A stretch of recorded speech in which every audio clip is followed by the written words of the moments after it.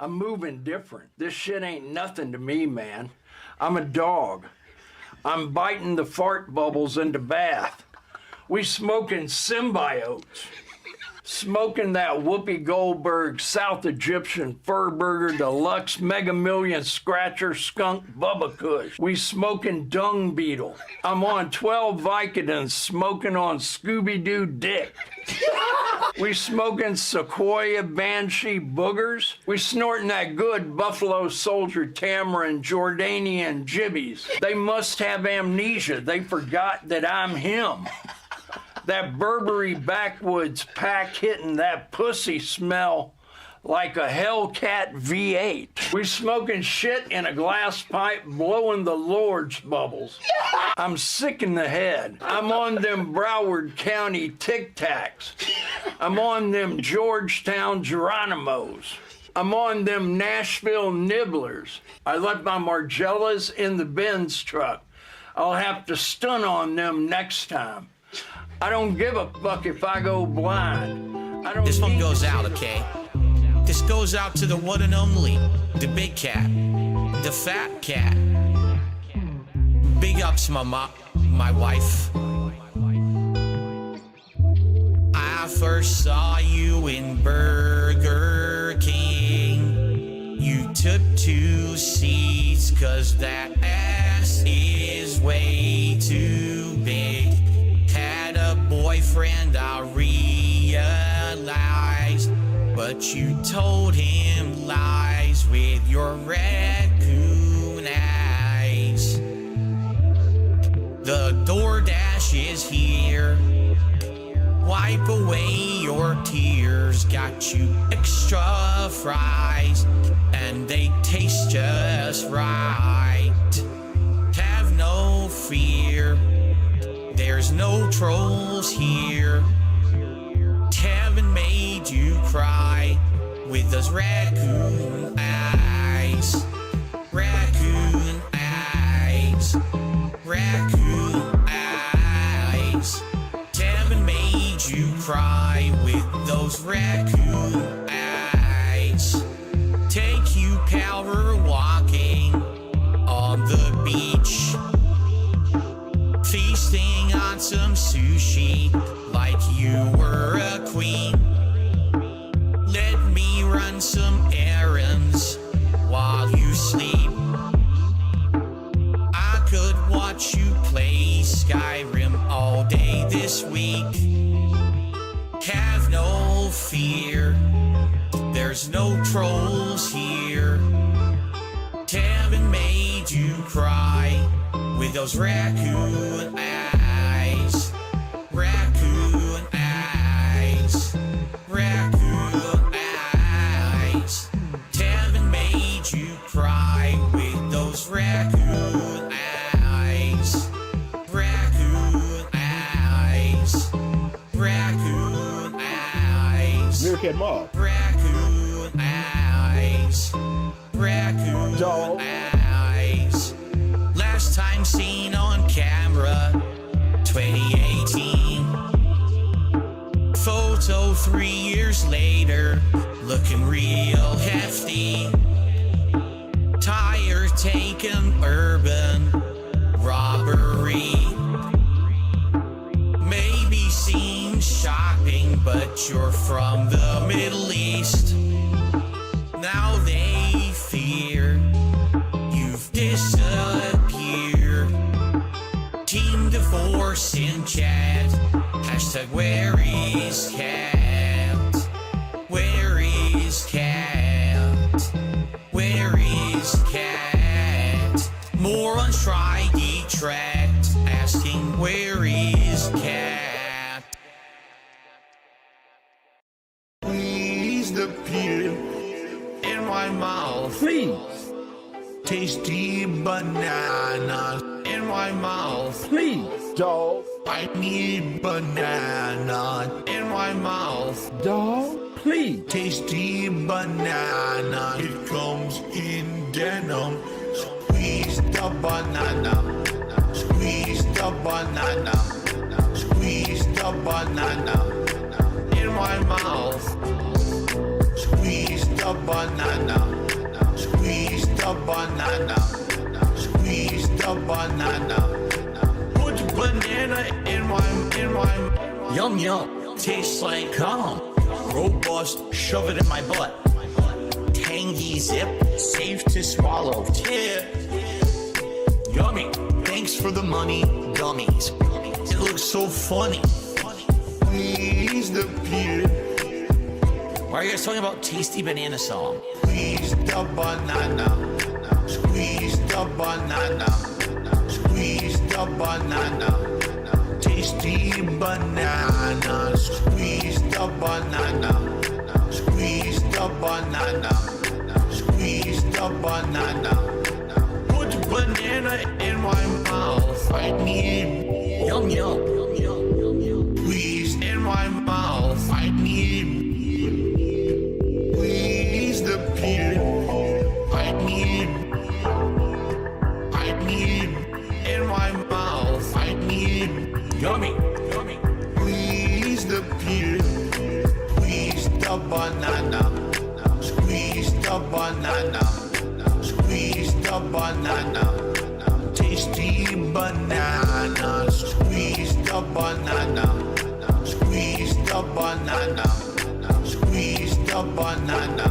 It comes in denim.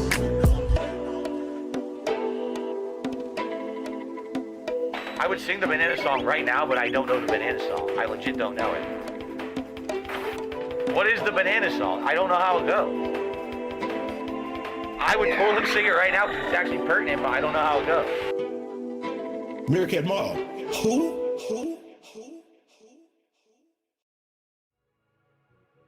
Mark my fucking words. Meerkat Mall. I'm coming for you. I'm gonna find out who the fuck you are. You motherfucker. You are fucked. Clip this one, bitches. Mark my fucking words. I'm coming for you. You are fucked. Okay, we're gonna start after this one. I'm coming for you. Coming for you. I'm coming for you. Sound good? Coming for you. Fair enough? Coming for you. Alright then. You need Jesus. Please talk about boys. Please, I'm looking. Please talk about punk ass bitches. Please, I'm looking. We come from the bottom, and he cleans us off, and he raises us up. Raises us up. Dog. A man can lay with a man. Damn. But it's reached a point of, I believe, sexual attraction for Philip. Enough with the being completely unfair to me and trying to make it out like I'm a villain. Go fuck yourselves. Literally, lick the shit in my asshole. I don't care about any of you. You're all insignificant humans. None of you will ever do anything with your lives. Get fucked. Suck a dog off. Mark my fucking words. I'm coming for you. Bloodshed and bullets. You are fucked. And you are done. I'm coming for you. On diarrhea day, dog. Mark my fucking words. I'm coming for you. Doodle flicker trickle. You are fucked. And you are done. I'm coming for you. Coming for you. Coming for you. Sound good? Coming for you. Ladies and gentlemen, Coming for you. introducing the chocolate starfish. Meerkat Mall. Who? Coming for you. Hey, welcome everybody. We are back yet again. This is another day in the life of a toxified turd cloud, as he would call it. And yeah, we're back. We're gonna be watching a DSP pre-stream, but before that, we got some interesting updates. There was this tweet that was going around recently.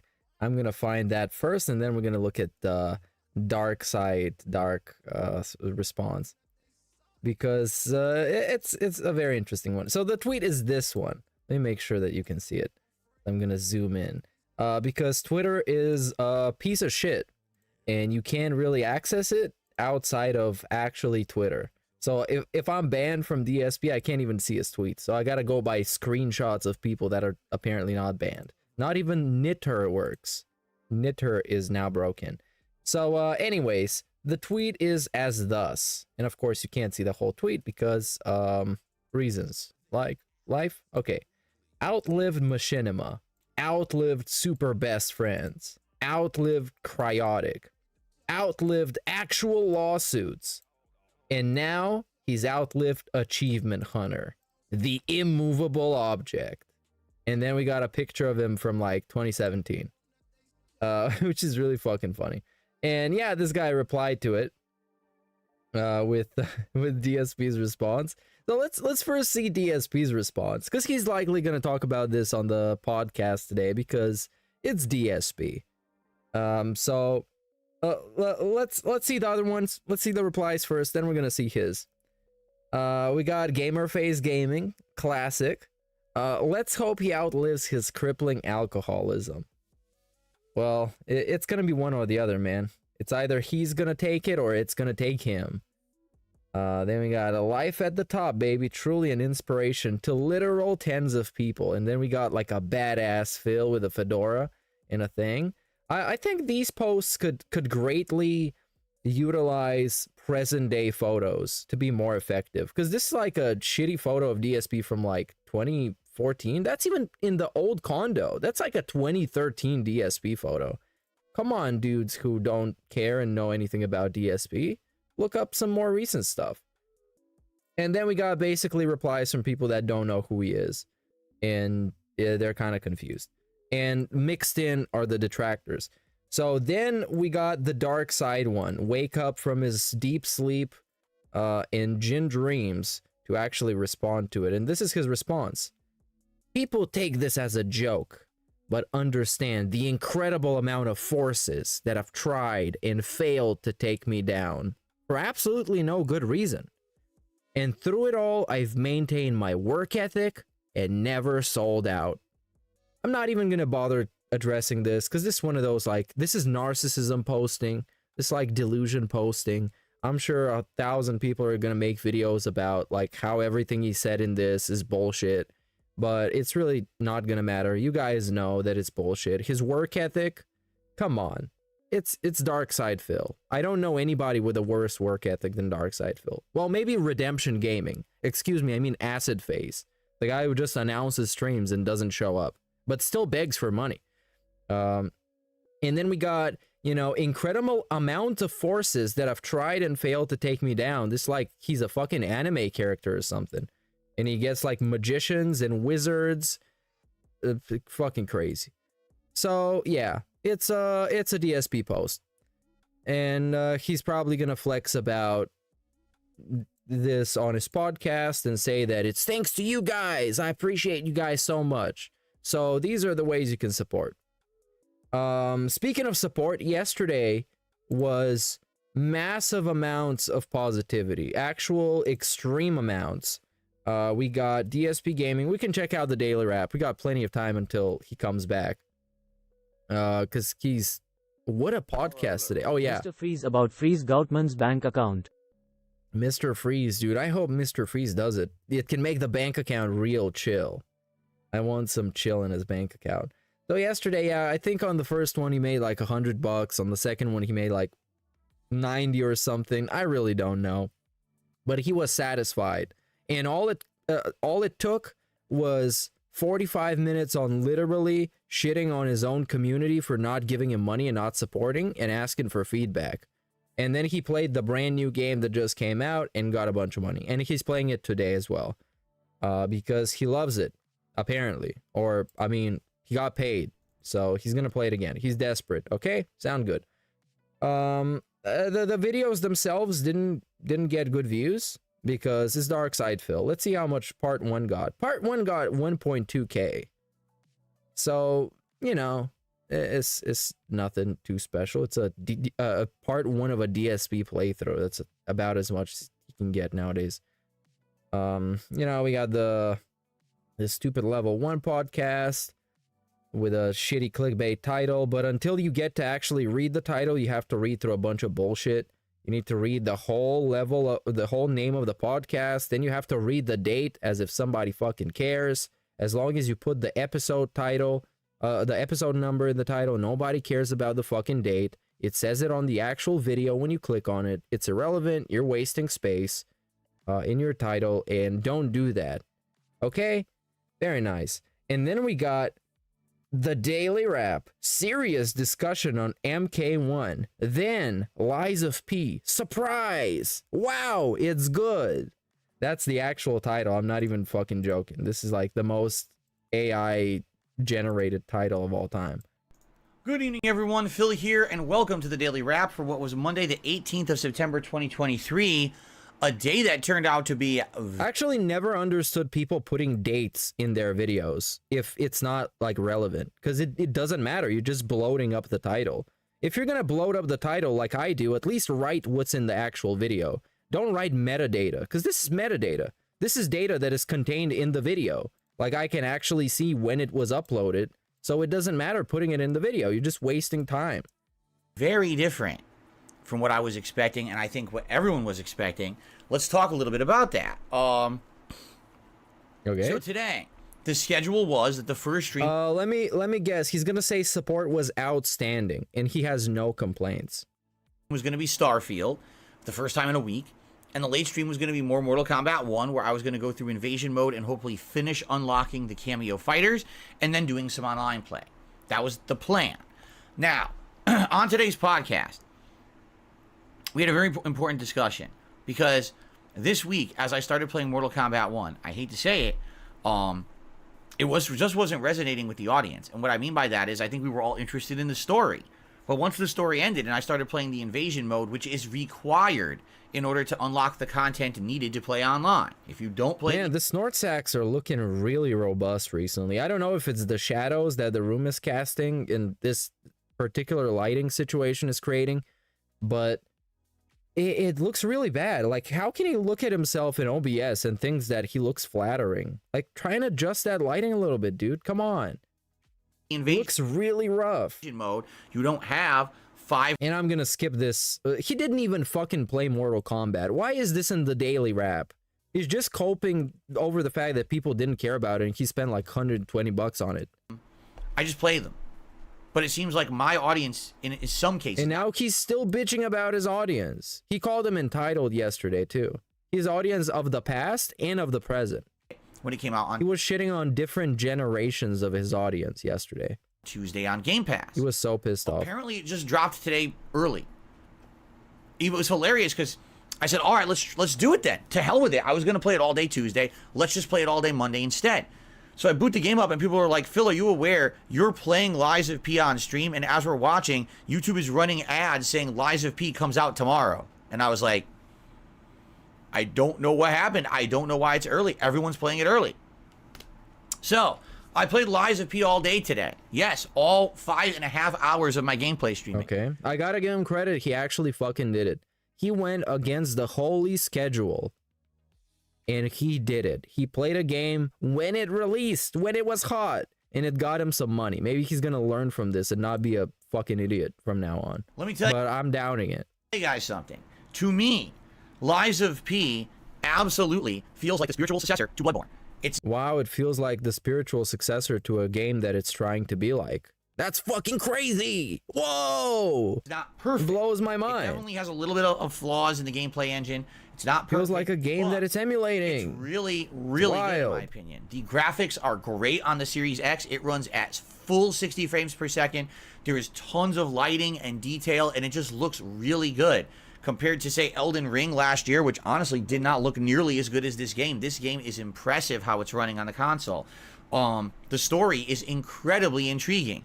What would happen if humans discovered an element that allowed them to create new kinds of technology and there was a crazy industrial revolution and they built armies and armies of these puppets to do all the work for them? But then all of a sudden... That's really not too unique. And also, this is a great freeze frame. Oh my god, I am clipping this. Because we got a lip lick and like bug eyes at the same time. It's like a 50% health combo. He hits you with this, your Velcro wallet is opening by itself. Number one, the humans became infected with a plague. And number two, the puppets revolted against them. That's the Wow. plot of Lies of P. And I was like, Super whoa, unique, that's a dude. pretty interesting plot. So think Bloodborne Wow. Combined- Think the game that it's supposed to be like. with a unique, different plot and gameplay elements that are a hybrid, a lot of Bloodborne and a little bit of Dark Souls, and that's Lies of P. I had a lot of fun with it today. I've defeated many bosses, 2 major bosses, an optional boss that's you don't have to fight. But Okay, yeah, we don't care about this. I mean, we don't really care about the entire thing. Do I think Dave had a stroke for real? No, I don't think he had a stroke. I think he has Bell's palsy, which can make your face be like this. Let me show you, actually. Bell's palsy. And Darksea the Film made a really good video about it, which, yeah, it gives you what we call the stroke face. He actually has it. And this can happen without you really noticing it, because it's kind of discreet in the way that it happens. It's not like a super dramatic thing that happens to you like a stroke would. So yeah, I definitely think he has that, like 100%. we're saying that. Well, what's not so good about it? And they didn't really have much to say besides, oh, it's just not FromSoft, so they don't prefer it, right? But from what I'm seeing, it's got effort, it's got quality. It's got effort. I'm liking it so far, okay? And it really kind of reinvigorated me, making me feel like I like that style of game. You know, we were playing Elden Ring earlier this year, and that was all well and good, but Elden Ring we already played the year before. It was more of the second run. And that, I think that is why he slurs so much and why he's having difficulties pronouncing words, and he has to pronounce them differently, is because of that condition. That's, of course, speculation.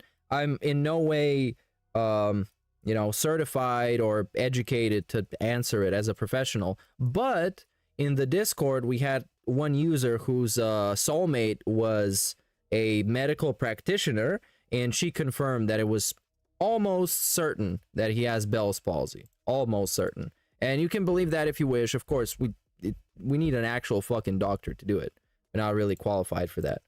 This is a fresh new game, and I'm having a great time with it. Also, Having a unlike great Elden time. Ring, the entire game is hand designed with unique shortcuts, interesting secrets, and things like that. Did you know that the Riddler is in Lies of P? Whoa! Yes, the actual Riddler from the Batman Arkham series is in Lies of P as Yeah, but the Riddler is not a character from the Pinocchio cinematic universe. a character. I'm not kidding. Wow. He plays himself. I'm not kidding. He's in it. Isn't that also spoilers? The game is really well done. So I'm really enjoying myself. So Oh, does he mean the voice actor? Oh, the bruh. Because I thought the actual fucking character is in there. It's like, because he's kind of a Victorian-ish dressed up guy with a top hat and everything, and he talks in a certain way. Yeah. support today This is fucking was outstanding. stupid. So Yeah, outstanding. I told you that's exactly what he was going to use. Support was outstanding. it's funny because people And say he can't stop licking his lips. You might even take a tally of every time he licks his lips. It's almost like it's, I don't know. to me, oh, you see, He's imagining there's like a vagina right in front of his face. Or a dick, depending on what you prefer. maybe it's the streamer. Well, why is it that when the streamer plays a game like this, all of a sudden the support is sky high? Because it ain't the streamer. Oh, really? Oh, come on, man. Come on. This is fucking stupid. So he's been ghosting the streamer is supposed to be entertaining to get support argument. And now he's using it to debunk that same argument. He's using it that he's playing a brand new game and the support was good. So obviously that argument is false and it's debunked. That's some bullshit. But the whole entire time he was having slow streams playing brand new games like Mortal Kombat 1, it wasn't he didn't even bring up that argument. He didn't even consider bringing it up, not even once.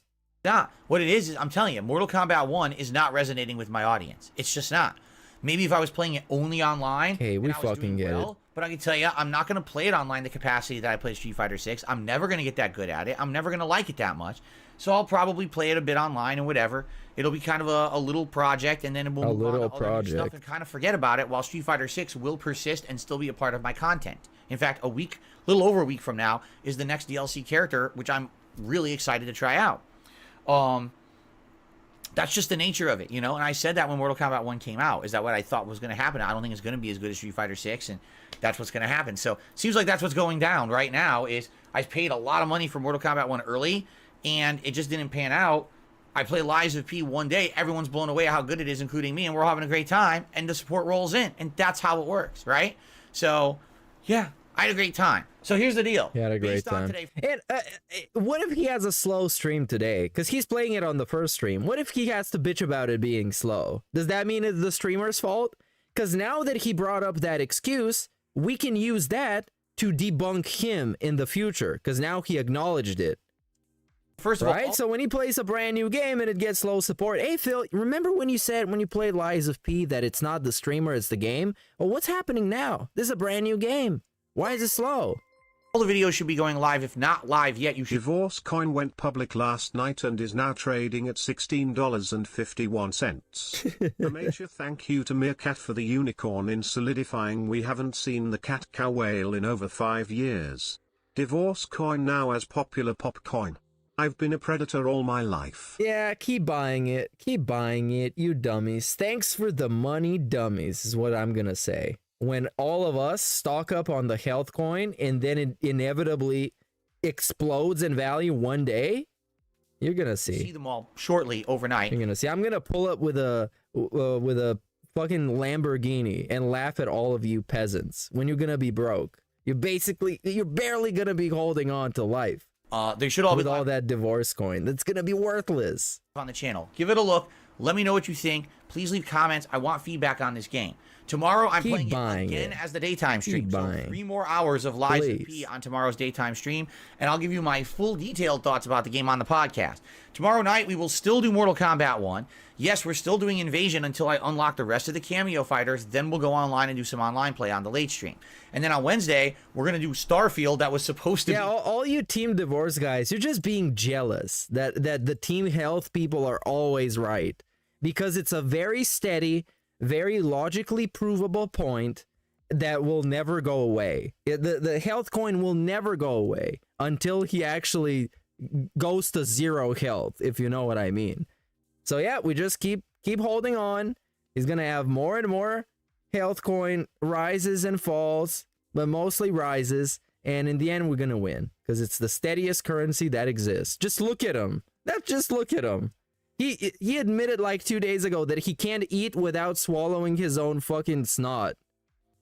Today, there you go. The daytime stream get debunked on Wednesday, and Wednesday night. And all we gotta do is just sit back and hold on. That's all we gotta do. And what you guys gotta do is think of new and innovative ways that Kat left and she's not there, even though he's constantly telling you stories about them two doing stuff that are in excruciating detail that can't even be fucking fake. So there you go. We're gonna do Street Fighter 6 Lily gameplay. Enjoy this activity, you guys. Bleh.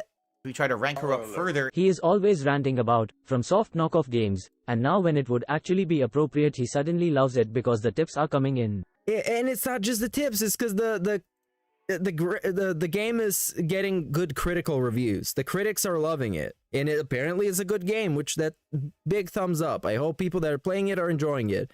But he's flip-flopping back and forth between loving the game and like, oh man, those FromSoft knockoffs. Only FromSoft can make Souls-like games properly. And now he's playing a Souls-like that is properly made. And he's like, what? Wow, this is great, you guys. The support is outstanding.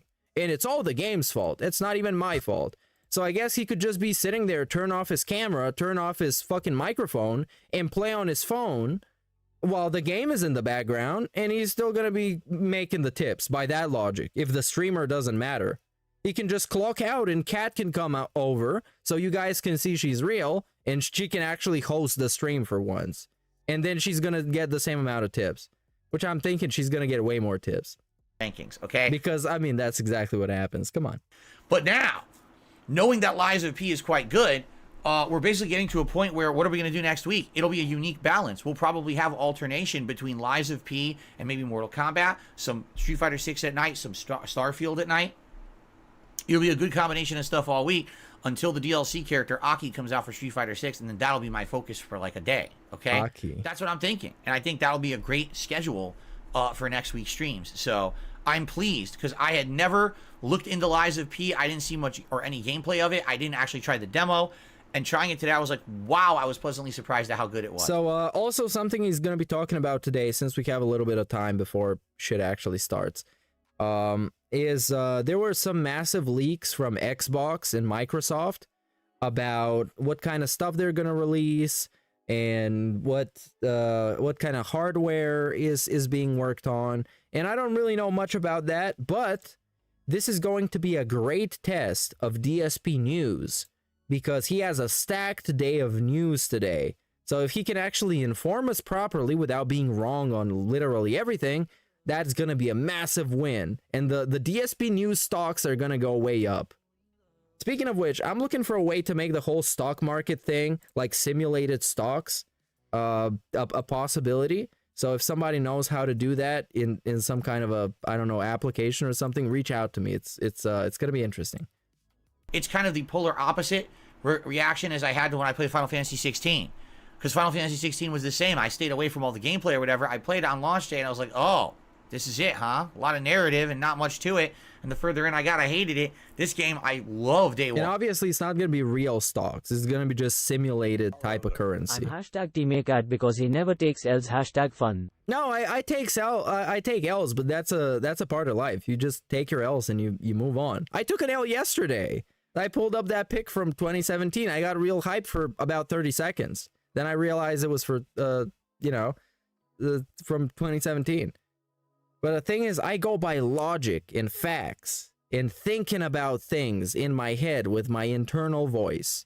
And I didn't take an L in the interview too, because I told you, wait and see. When everybody was on Craig's ass and they were calling him Den Hit Craig, they were calling him all these things, I told you, just wait and see. One just day wait. Dare Rock and Oishi are going to plan a kidnapping of Phil and go through with it. Cat will get the unicorn out after it fails and she realizes he basically caused the whole thing. A good idea for the fanfic contest, I pray happens soon. Yeah, it's gonna happen soon. We just need to get some details ironed out. So there you go. So let's see how it goes tomorrow on the daytime stream. All right, guys, thank you. Please check it out. See you tomorrow for a fun podcast and more Lies of P. How did it turn out in the long run? Well, I was right. I told you to wait and see, and you waited and you saw that it was good. I don't care about how Craig turned out in the long run. That doesn't matter to me. My point was to wait and see that it might be good. Don't get on his ass immediately. There you go, and I was right. And before that, I said it was going to happen. When everybody was like, no, it's not going to happen. It's never happening. Go back like 3 to 6 months before that. I told you all it was going to happen. It happened. So have a good night, everyone. Later. Have a good night, everyone. There we go. We're debunking everybody left and right. Then what else do we got? I don't think much. We can watch Marmot compilations if they don't get taken down. Look at how cute they are. Wow, this feels like DSP Reacts, doesn't it? Wow, look, it's so cute. Wow, that's so interesting. Wow, that's so interesting. Wow. Look, it's an animal. What?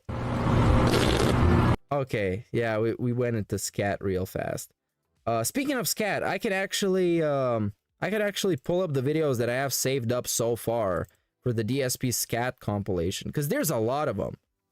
And yeah, there's actually quite a lot of them. They're pretty long too. This one is like 3 minutes. This one is like 5 minutes. Let's listen to this one, because they're all completely unedited. Turds launching me through the ceiling. Oh yeah, this one. That was a great pre-stream. We talked about a lot. We had a lot of hype. Holy shit. Literally, holy shit. My turbo turds launching me through the ceiling. Turbo turds launching him through the ceiling. All right. That turd will... Oh yeah, this was great. This one is fucking great. Game Pass stuff. Keep in mind that in February, that's when the proverbial big turd splatters on the rotating blade air circulation device on your ceiling.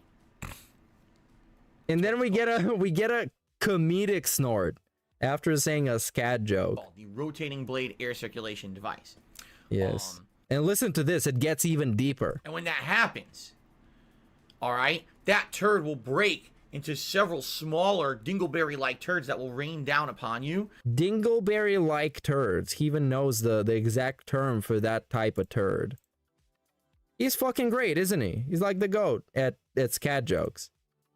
And yeah, now you heard the best of this. Let's go and watch him live because he's about to start. Ba, ba, ba, ba. This is stupid. This fucking stupid. Yeah. Turds out my ass. Turds, turds, turds. Diarrhea. And then the squeeze banana.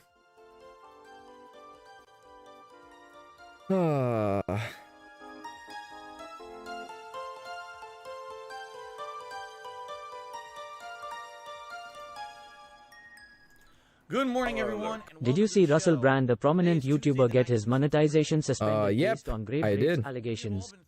I'm thinking a troll will get an idea. No, you will literally never catch him on sexual harassment accusations because he literally doesn't have sex. He's like the most asexual person I've ever seen in my life. And he's not like actually asexual. He's probably just a straight guy. Or maybe he's gay, but he's like terrified of sex for some reason. And my speculation is that gout literally gave him erectile dysfunction. Literally. Because there's a direct correlation between gout and having your pee-pee soft. And I think that's absolutely what happened. I've been doing this for 15 years. I've been a gamer since the 1980s. Wow, Not that's in crazy. any of that time have I seen the amount of leaks Wait, happen isn't he fucking born in the 1980s? He's born in like 82. He's been a gamer since he's like, what, 5 years old? Happened probably because we just had an unprecedented court case of the Federal Trade Commission here in the United States essentially trying to stop Microsoft from buying Activision Blizzard and creating a merger situation. And during that time, basically, a lot of documents had to come to light and be studied by the courts, and those documents have now been made public completely erroneously. They never should have been seeing the light of day. They have exposed Microsoft's entire gaming plans for the next several years. We now have roadmaps for certain games that are in development, for consoles that are in development. I've never seen anything like this before. And right now, what's happening is a big pointing of fingers. The FTC, Yeah, they had a big oopsie. oopsie. It wasn't us. A big Don't you whoopsie. look at us. And of course, He might even say, well, call it a was the yikes courts that screwed moment. up and accidentally made this information public? Did Microsoft erroneously upload this publicly to the wrong part? Oh, of I the hate it website? when he says Like, what really erroneously. happened here? And I know probably he's this will using be it going in properly, but circles it's for just weeks. fucking obnoxious, man.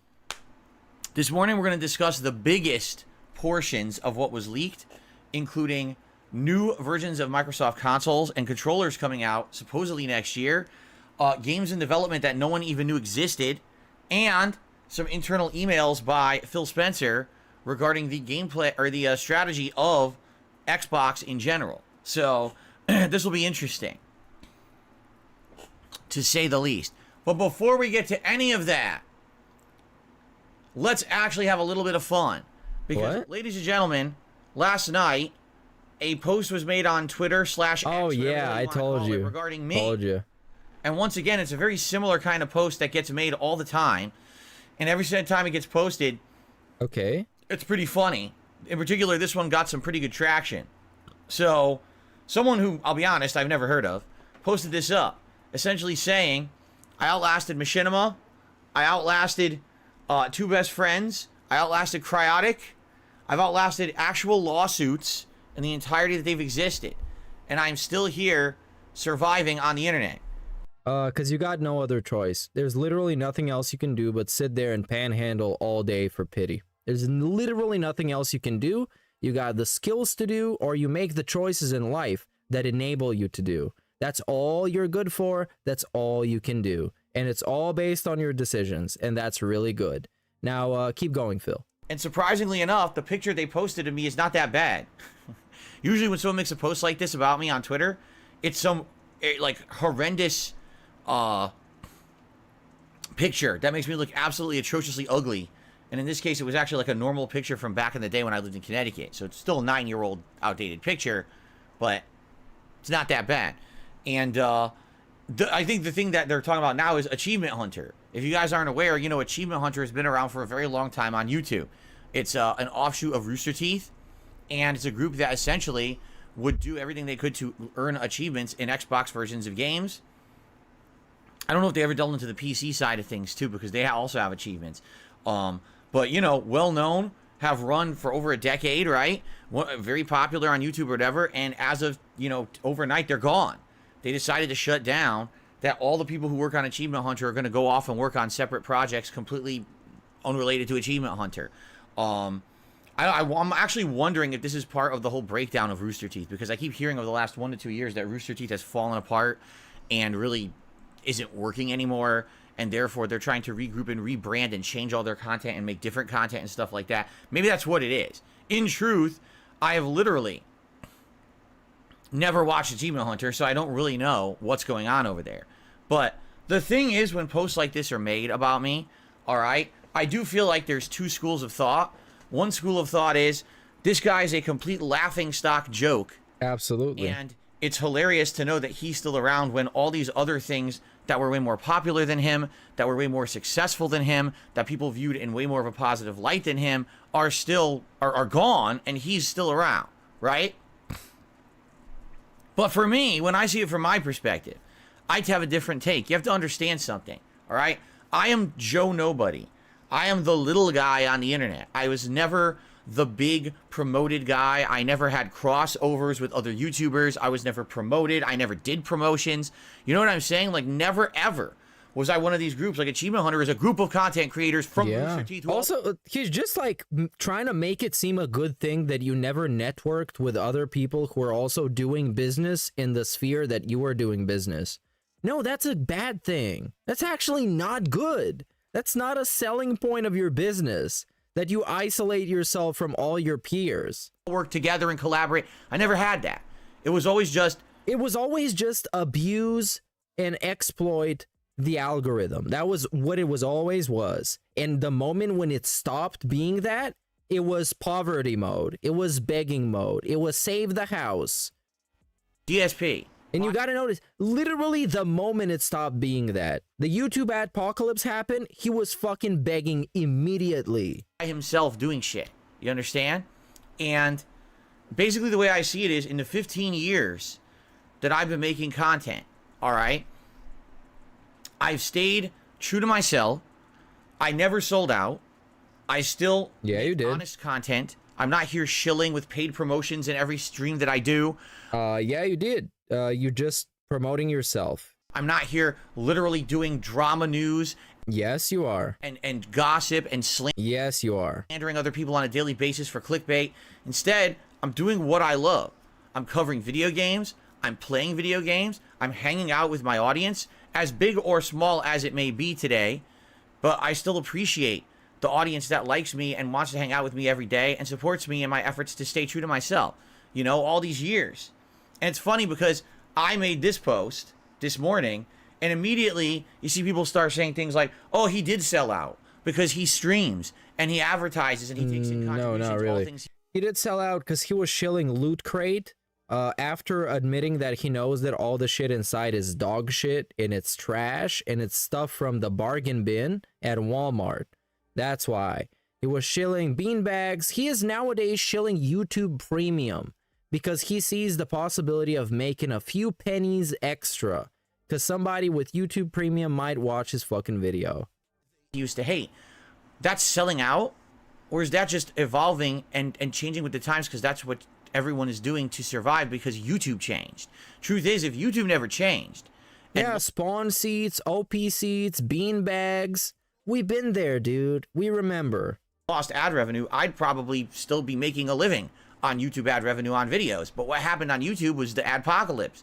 And at that time, you had to change to survive, or else you're just going away because you couldn't make a living on YouTube just on ad revenue again. It changed, right? Yeah, trail mix. Literal trail mix.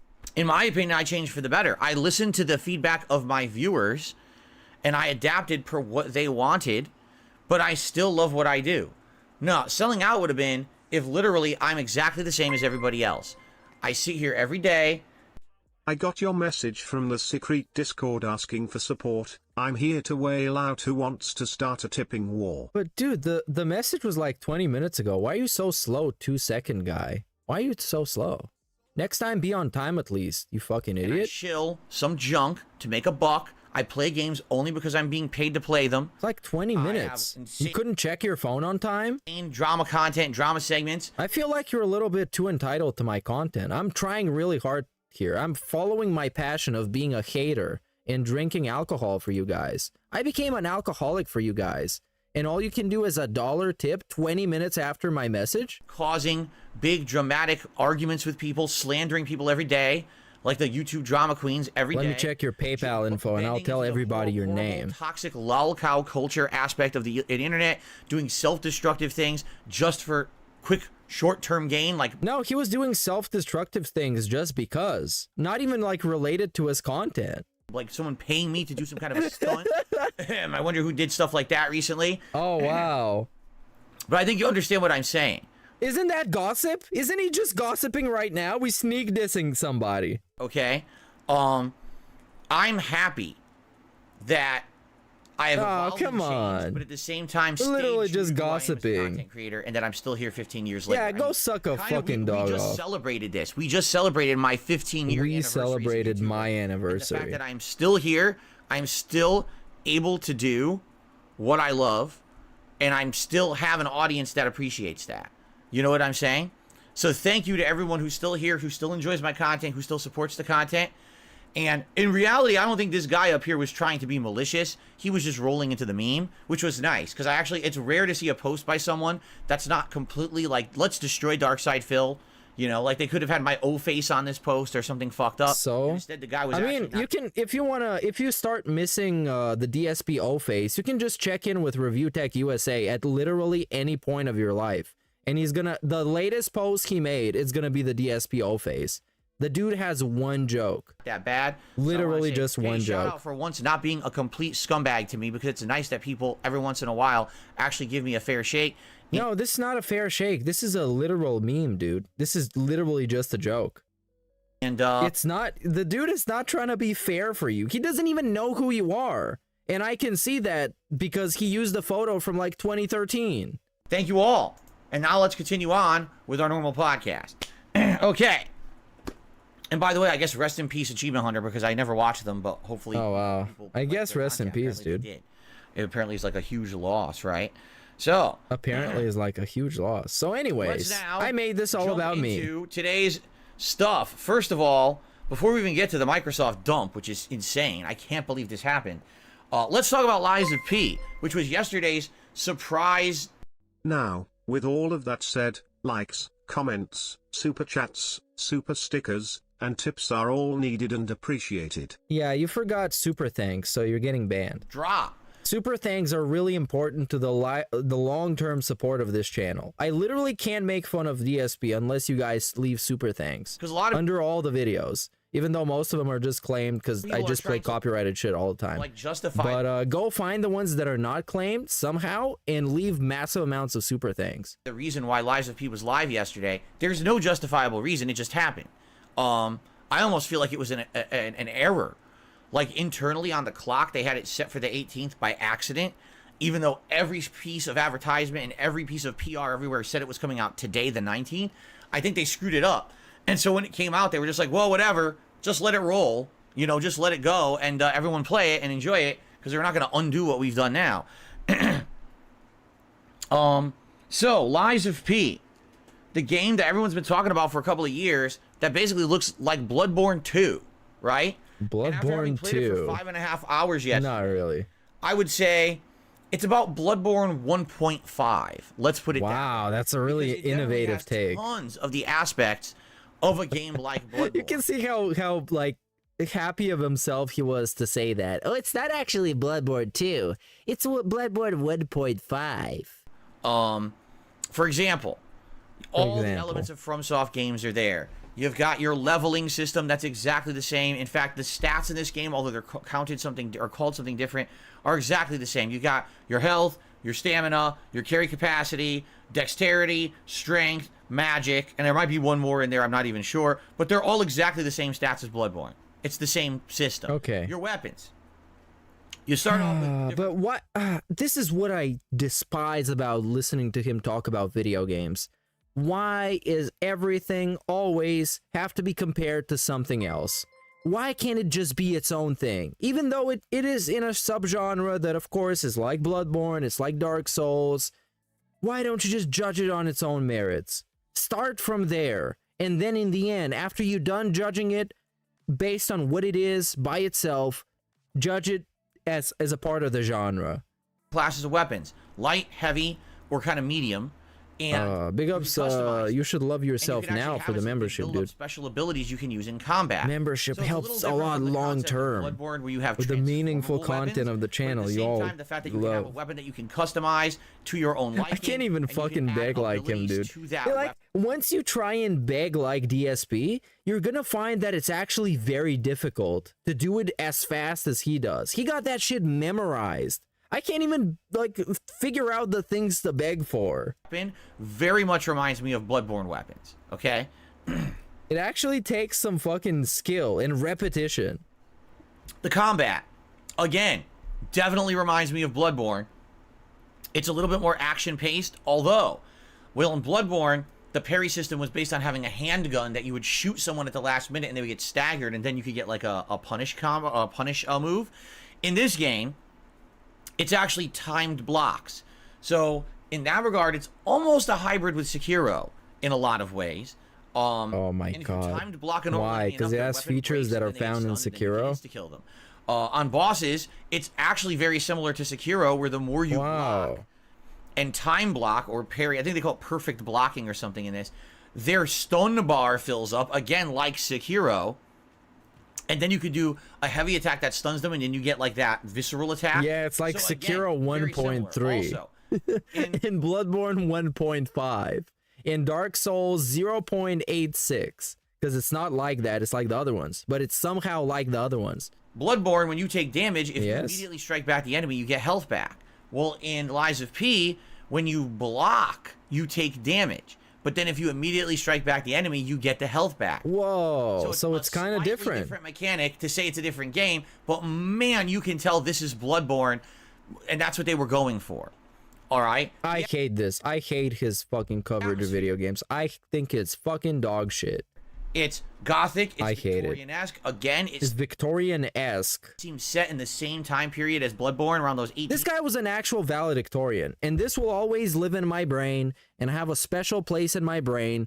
If nothing that he does actually personally bothers me, I am bothered by the fact that this dumbass piece of shit was a valedictorian of a school that actually exists on this fucking planet.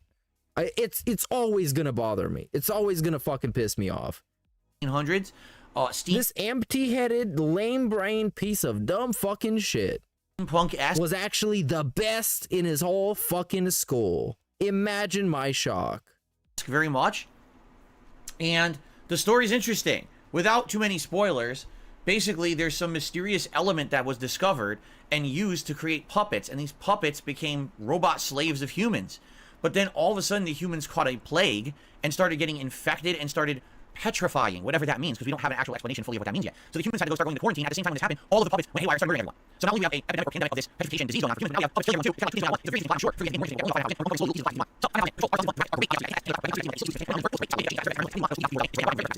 This is also... He's literally bragging he never evolved, lol. He's bragging because he's still doing this, while his whole gimmick is begging people to give him money so he can keep doing this.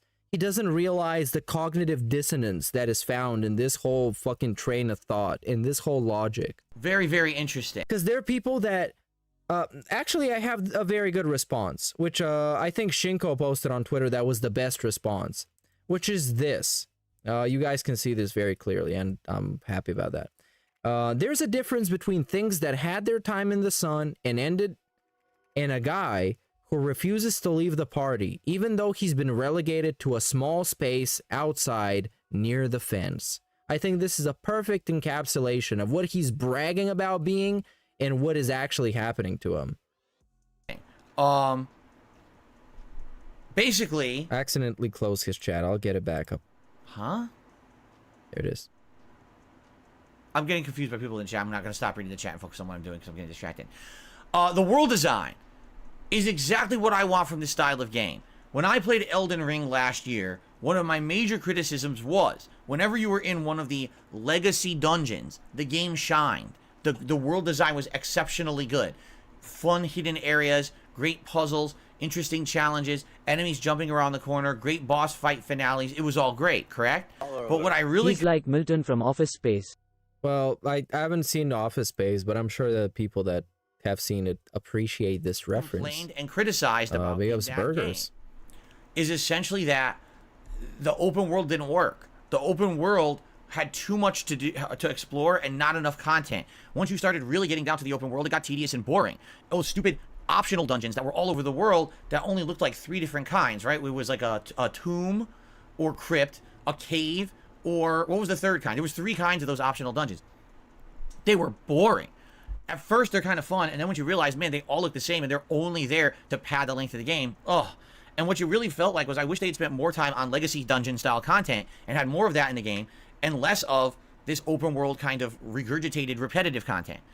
But Lies of P goes back to the tried and true formula of everything is hand designed, everything is curated to be fun for you. It's not open world at all. It's very much like Bloodborne. So again, playing this game, I know this game is not made by FromSoft, but it feels like this very much is in the very spirit of what FromSoft makes. And I played these Soulsborne knockoffs before. I earlier we played Wolong. You want to talk about a shitty game? Wolong was a shitty ass game. A knockoff of Neo FromSoft game that didn't work. It was terrible. It didn't work. This game feels completely. You guys love this? I love this. I think this is great. I would actually say this is the definitive way of experiencing this stream.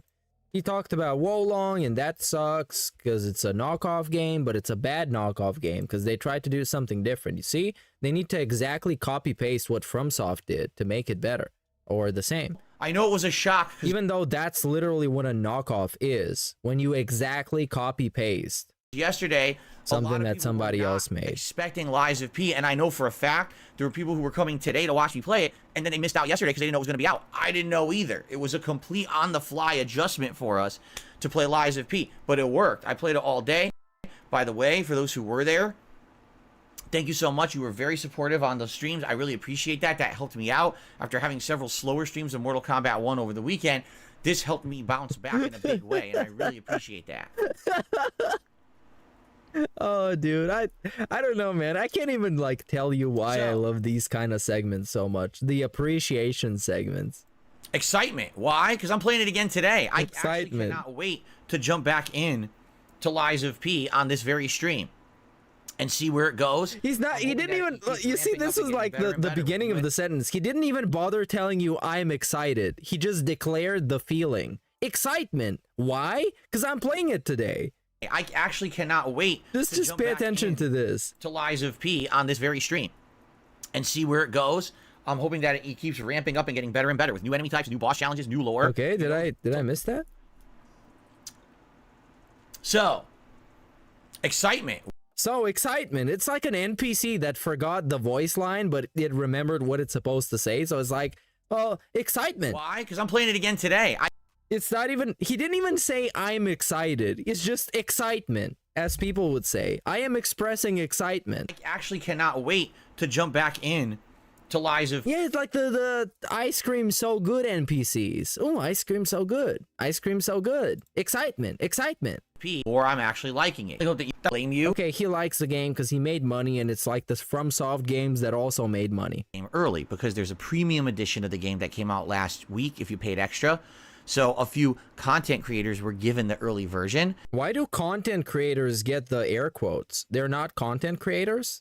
And a few of them who had no intention of playing the game literally just shat on it, saying things like, oh, it's just a pale comparison to FromSoft. Don't play it. They did it on purpose to get clickbait views. Who though? It's, yo, this same piece of shit that tells you he never gossips is literally gossiping right now. This is just a gossiping segment. No intention of playing the game, literally. And he even leans into the mic as in to say it secretively so nobody else gets to hear. The people that he's gossiping about, they don't get to hear about it. And he does it in the most spineless way because he's not even name dropping the people he's dissing. It's literally just a gossiping segment. Just shat on it, saying things like, oh, it's just a pale comparison to FromSoft. don't play it. It's They did it so on purpose to get pathetic. clickbait views. But now that the game is out, people are realizing how good it is, and now those assholes have egg all over their face. Who? for saying Who are that those to try to just get assholes? clickbait because they didn't feel like playing the game. It's kind of interesting. Anyway. Really? That actually continue on, happened? shall we? This is literal gossip right here. Literal gossip. Quickly, let's go through the schedule now for the rest of the week. And we get to skip that, you guys. So that you guys That's why all the pausing was worth it. know what's going on. And then we got to get to these big... And he's wearing my least favorite shirt after the Mushroom Kingdom pizza shirt. Because you can see his tits, and it's way too small. This shirt barely gets on his disgusting, greasy body. Microsoft... And it definitely doesn't belong There's a there. lot to cover. Really, there's a ton of stuff that was revealed in these leaks, okay? So first of all, today it is more lies of fate. Everything went... More skip of D. SP. Big new release for the... And we're just going live. Fuck that. What I'm doing, date myself with so many games and projects, I'll never finish any of them. All that's going to do is disappoint everybody. Okay? Okay. Give me 1 second. I'll be right back. Wait, So many what? point, it doesn't make sense. Even the Resident Evil 4 DLC that just came out. Yeah. Okay, so he's gone. I guess he's messing up with his AC or something. He's got warm. He's feeling hot. He's feeling very hot today, you guys.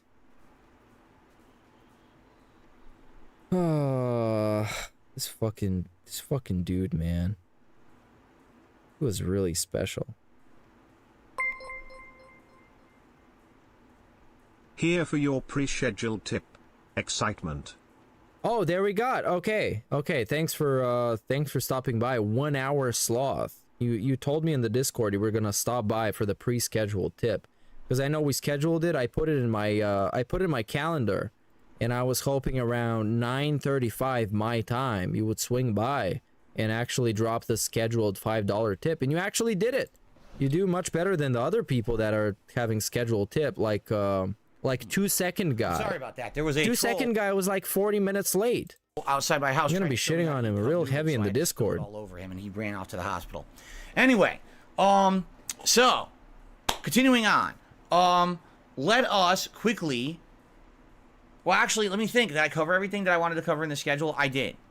All right. It's this simple. All I gotta say is this: thank you all for the support yesterday. I have a stain on my chair, which I just realized, and it must have been from eating in here because it looks like it's soy sauce. Oh my god, look at the bald spot. It's this simple. All I gotta say is this: thank you. All I gotta say is this: support yesterday. you are bald, my friend. Look at this. I have a What? stain on my chair, which Bro, shave it I off. just realized, and it must have been from eating in here because it looks like it's Yeah, it must be from. Yeah, I don't care. soy But look at this. It's like somebody hit him with an axe in his head. sauce. Look at this. What the fuck, dude? Absolutely brutal, ruthless, insane, unhinged bald spot. World record for the most balding man with hair. Weird discoloration spot. Yeah, weird discoloration in that hairline, my guy. That's gotta be from like when I ate on one of my meals in here. Okay, so you telling me you're dripping all over the place when you eat? Anyway, That's good. I already knew that. FYI, please support the streams.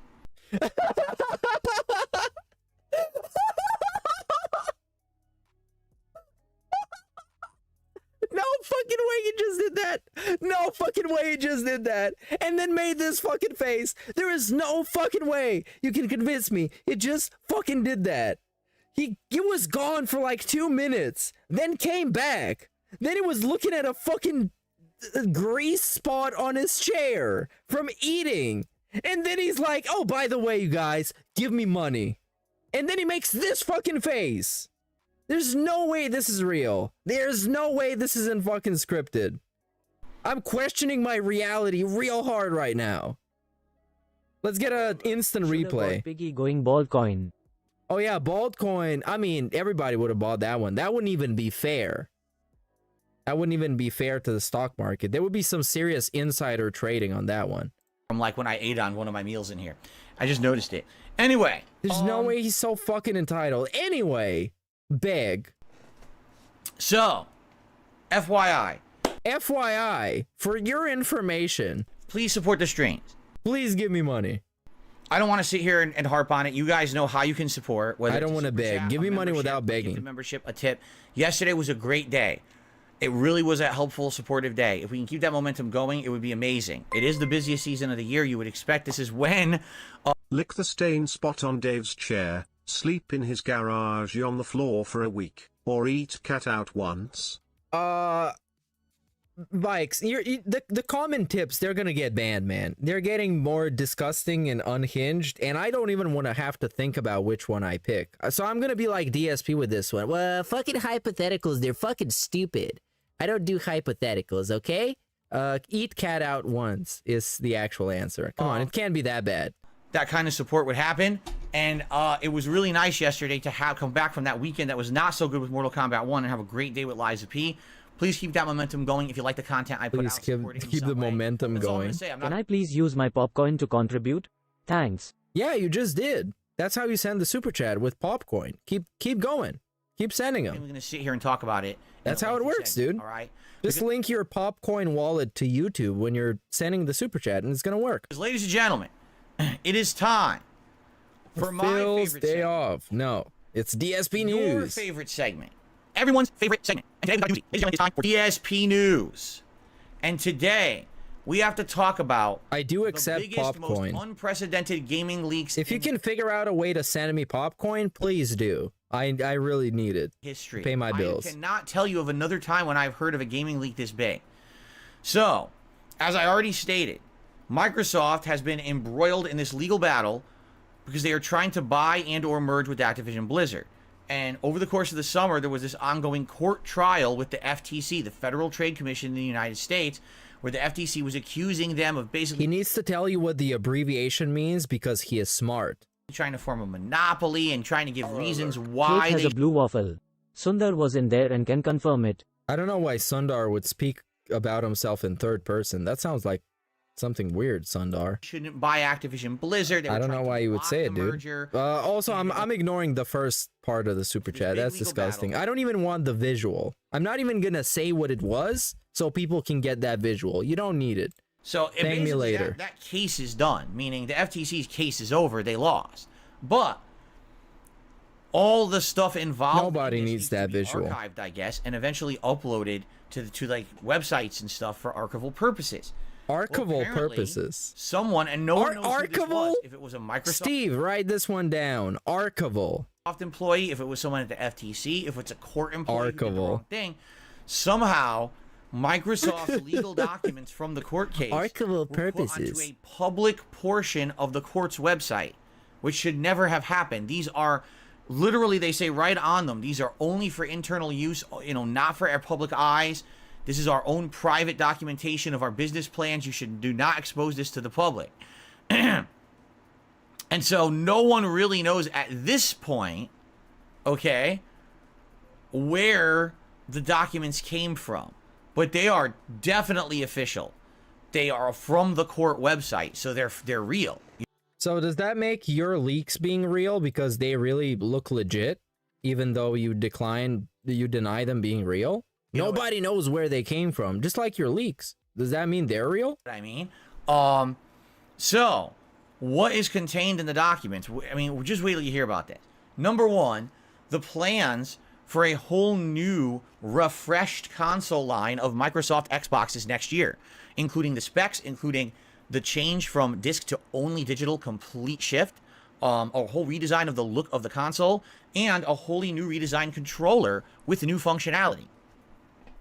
Wow, that was something we had no clue was even coming, and now we know, and we'll talk about that because I have the specs and everything. We'll discuss it. He got the specs and everything, you guys. He knows all about it. Currently in development. That's why I needed a week to pick out PC component parts for a PC that never existed. You remember that content? Oh man, it aged really bad because now it's completely worthless. Microsoft and Bethesda, or at least the biggest ones, for the next several years. Because what we have is a game schedule from a few years back, but it kind of was planning out what games would be coming out when. And it is inaccurate because we're in 2023 and this schedule started like 2020. So a lot of these dates were not hit. But still, there's games there that are listed that we know now are in development that we never knew were even existing because they haven't been announced publicly. And now we know all about them. Yep. Okay? Oblivion In addition, remaster, how about Fallout 3 internal email remaster. correspondence from Phil Spencer to everyone at the company discussing strategic plans. Like how he was very upset in 2022 that Xbox games did not have good exclusive lineups. While in 2021, they were knocking it out of the park with games like Psychonauts 2, Halo Infinite, Oh yeah, Psychonauts 2, that massive hit. Had nothing because Starfield got and Back for Blood. Really, we're really gonna bring up Back for Blood? A game that is not even as good as Left 4 Dead that came out over a decade ago. Microsoft is making more consoles? No way, dude. Yeah, well, there was some stuff in that leak that nobody really knew about, so it's pretty useful. And he was very upset at this and was actually criticizing everyone internally, saying, "You guys got to start having set release dates because we thought we had a great year and you all delayed your games and now we have nothing." He's bringing up Back for Blood as an example of it being like super successful. They were killing it with Back for Blood, you guys. This game that is currently dead, right? Or super successful. Everybody loved it. That there was serious discussion in 2020 that Microsoft wanted to buy Nintendo. Yeah, that was pretty crazy. Okay. He's just basically reading bullet points right now, because this entire segment makes it seem like he's gonna go into detail on these news stories, but he won't. Anyway, should we how do we tackle it? Where do we start? Should we start with the discussion about the console? I think we should start with that first. Okay, let's actually do that. So, let me actually because I took a million screenshots here. Took a million screenshots. How are you gonna share them if they're not on the screen? By the way, the FTC has already come out and said, we're not responsible for uploading Microsoft's plans for its games and consoles to the court website. That wasn't us, so don't blame us. That's all they said, though. They have no evidence. They're just saying it wasn't us. Okay, well, just like when you said that your get the specs, identity theft didn't happen, and then you said it happened, but it wasn't the thing that people are saying happened, it was something else. Make it make sense, Phil. Anyways. I have like a million screenshots because there's so much to talk about. Okay. So the new console, all right. Oh my god, he's so stupid. This fucking news segment is so fucking sloppy and lazy. It's actually embarrassing. For even what it's trying to mimic. Because he's obviously, this motherfucker thought that he could do something like Angry Joe, when it's Joe and Alex and other Joe, and they're sitting there and talking about gaming news in a really casual way. He can't even do that, because he can't even get his shitty fucking Twitter screenshots straight. From what I'm to understand, and I could be misunderstanding, because I'm looking... And I could be misunderstanding, but this is gaming news by Phil Burnell. So I guess it's fucking trash then. If you gotta say from what I'm to be understanding. It was Microsoft's depression that made the leak happen. Yeah, I think Phil Spencer was depressed. You got the leaked documents right here, okay? So next year, I think so, Microsoft is going to start publishing creating two new versions of their current consoles. They'll still be called the Xbox Series X. Yeah, I might be wrong on this, but let me waffle about it for a little bit. X, okay? But the difference is that they're upgrading the internal components in a few ways. The primary way is storage space.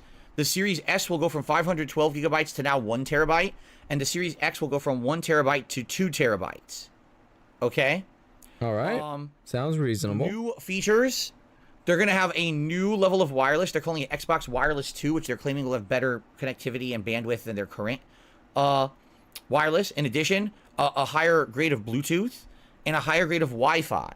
So basically, they're upgrading every wireless component in all of these things. Apparently, the Series X will now have a new USB-C port, which I don't really understand because some of their ports are USB-C, but I guess it's a specific C to C. So I guess it would be, is it that little oval connector to oval connector? Is that what they're trying to say? Oval connector to oval connector. That's what we're talking about. That's why he's the GOAT of news. That's why he's the GOAT! The oval connector to oval connector. That's how life works, you guys. The oval connector. I'm not sure. He's not sure though, but enjoy DSPN. Zero research, all Twitter takes. That somebody else came up with. And he's literally just reading screenshots on his phone of tweets. On a small iPhone 6S. Also, The big change is, number one, there will be no disk drives on any of them. They're actually getting rid of all the disk drives completely. So I've been telling you guys, because people keep asking me, do you think that physical game discs are on the way out? The answer undoubtedly is yes. If one of the big three console manufacturers has decided they are no longer going to care about physical media and they're going to make all digital consoles moving forward, that is a huge shift into industry. There's somebody else tweet that he read, and I bet if I tried to look for it hard enough, I could find that exact tweet. And I think we've already seen in the last few years a major push for everything to go digital. These companies do not want to be mass producing these discs anymore. I mean, take a look at what you get inside of a game box. It's empty besides the game disc. There's not even anything in there at all. It's empty besides the game disc. Just what's the point? That's not even the game. When you pump that game disc into your console, immediately it initiates a day one download that actually downloads the real game. A lot of these discs are just placeholders, okay? So, yeah, we are now entering the era where even Microsoft is acknowledging that, boy, this stain is bothering me. It looks old, though, so it must have been from, like earlier this year or last year. Anyway, yeah, basically the way I see it is that Microsoft is going to be the leader of saying get rid of these discs. Now, if you remember, we already know that PlayStation is doing a very similar thing. They're redesigning the PS5 to also not have a disc drive, but if you want to use physical media, you buy a standalone USB-C disc drive that you plug into the console. It's an additional cost, you see? So both major console makers are now saying, yeah, it's time to get rid of physical media. It's sad because it is a major part of our gaming history to have physical media, right? I mean, think of it this way. When you go to a game convention and you go to the games marketplace, what do you see? Everyone's selling, collecting, trading classic games. That literally won't exist anymore. When was the last thing you were at a such event? There's nothing to sell or trade. Why would he know that? He watched a YouTube video of it? In the ether. Everything's on the internet. Everything's digital, right? An endless license agreement. No physical media whatsoever, right? So, I mean, there you go. Empty. It'll be just definitely like the different. cases he gave out as prizes. Yeah, well, yeah, he was pioneering that in a way. If you had to leave it to him to explain it to you, he would say he was pioneering that. Kind of a retro thing. Kind of like... Except, you know, you didn't actually get the game with a case or a code for the game. You just got a case. Like, I remember it's pretty neat, too. With my uncle, we would go to train shows. Oh, his uncle. He's now a character in the Vortex. These giant train sets set up. You know, not toy trains, but model trains that would actually run on tracks, and you have this big elaborate landscape that would look like a town and stuff. Now you say today, you're like, what? That existed? Yeah, it was a big thing for collectors back in the day. It was people would have these setups in their homes and would actually go to these shows, look at other people's displays, and you would buy new things to add to your setup at home. It was a big hobby. Today, it doesn't even exist anymore. I'm pretty sure it's gone. But that's what I mean. Like, these hobbies have existed over time, and then they just get outdated, and no one cares about them anymore. So this is a really bad comparison. He buys all his games digitally. This is hilarious coming from him. Yep, all digitally.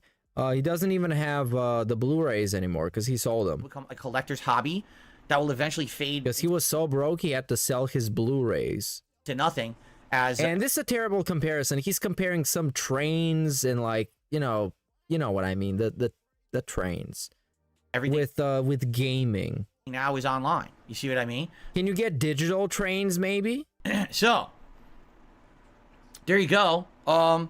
Sad, but you know, one of the big things. By the way, the new look of the Xbox. I don't know if you guys saw it. Oh, is he gonna show it on his phone? Look at this stupid fucking bullshit. Look at this fucking retard. Look at how he's doing it. He's so fucking lazy. But he want to have all this bragging about having a fucking news segment and having that lower third with a logo that says DSP News, Gaming News by Phil Burnell. And then he's going to show us his bitch-ass phone. Round, apparently. Look at this fucking bum. It's not a rectangular shape anymore. It's actually like a cylinder. It's a cylinder. He loves to accuse us of making things up, but he just outed himself. He has been sitting in a grease stain for months. I love it. Yeah, this is actually great. The grease stains. I don't know what the benefit of. And then right after that, he just went into begging, dude. This is only something that he could do. Nobody else in this universe could do it. Like a cylinder is, but it looks like a cylinder. Okay? Looks like a cylinder. Exactly, like a speaker. I agree. It looks like a speaker. Wow, absolutely, it looks like a speaker. So anyway, that's the new Xbox coming out. So everything will have double storage capacity, and you know, a few extra wireless features and things like that. Now, the key factor, it's exactly the same price as the Xbox today. They're not increasing the price of the console. They just want, if you're going to buy an Xbox, buy the newer one for the same price as the old one. You know what I mean? Like, they're not trying to make profit on this. What they're trying to do is expand their market share. They realize that right now they are way behind PS5. So I think what they're thinking is keep the prices the same, but increase the features for the same price, and maybe more people will buy the console. I guess we'll see. So that's supposed to come out. How are they way behind the PS5 when there's so many games that just got ported to PC? So the PS5 isn't even that special anymore. And I have a PS5, and I'm just telling you this. End of next year. Like fall of... Like, it's legitimately lacking day one releases on PS Plus. PS Plus basically trash at this point. Next year is when that's supposed to launch, okay? And they just increase the price of it. Like, for what? So I can stream some game from PS2 era? So, there's a brand new Xbox controller coming out. I'll show you this, too. At least Xbox seems like it's trying to be competitive. And PS5 is just... PlayStation is just, like, sitting around being like, Spider-Man? It makes you feel like Spider-Man. As you'll notice, it looks almost identical to the current one, except they've redesigned the color scheme to be dark at the bottom and then color on top. And essentially what they've done, they're replacing the components to have the same components very similar to the Pro. You know how they have the Pro controllers right now, or the Elite, I should say the Elite controllers? So they're basically upgrading the components to basically be like an Elite controller, okay? It has a gyroscopic control built into it. Now, I'm going to be honest with you guys. Gyroscopic controls have been used many times over the years. Motion controls for the Wii or the PS Move. The PS3 controller at launch had gyroscopic controls built in called the 6-axis. It was used for very few games and then dropped completely to the point where on the next level of controller was released, they dropped it entirely and it hasn't come back. So when I hear gyroscopic controls, I'm like, I don't really think it's going to be implemented that much. Even for Nintendo games that have it, I usually disable it. I don't think gyroscopic controls are needed or the way of the future. I think they're kind of an idea of the past. So it's a little weird to me that they're adding the gyroscopic stuff in there, because I'm not necessarily knowing that many places are going to be using it. They also claim that they've redesigned the thumbsticks to last a little longer. So basically, it's kind of an upgrade, but it's not necessarily a big change. It's just they want to improve the quality of life of their console. The other big thing is that according to this roadmap that was leaked, oh yeah, Phil, I can definitely tell what is going on in this roadmap. Okay. Are you serious? Would Yong Yeah do this? Or people would clown him all over the internet if he did? Talk about double standards, right? Because he always brings up double standards and how people treat him as opposed to how they treat everybody else. And they always treat him wrong. They always treat him worse. But if fucking Yong Yeah did this, if Angry Joe did this, if Bellular Gaming, with some other dude who did gaming news, if he did this, they would get clowned all over the internet. But somehow DSP thinks he can do this, and it's an actually amazing, meaningful news segment. Okay. They're planning on releasing a new console by 2028, and the big news about this new console is that it's supposed to be a cloud hybrid console. Oh no. So what they want to do, they're hoping that by 2028 the internet infrastructure improves to the point where you can actually start playing a game only within minutes digitally, and the game will load itself as you're playing it, and you won't have to do a full install on the fly. Like most games today, you have to download the whole game and then play it locally off your hard drive. Okay, that's not a bad idea.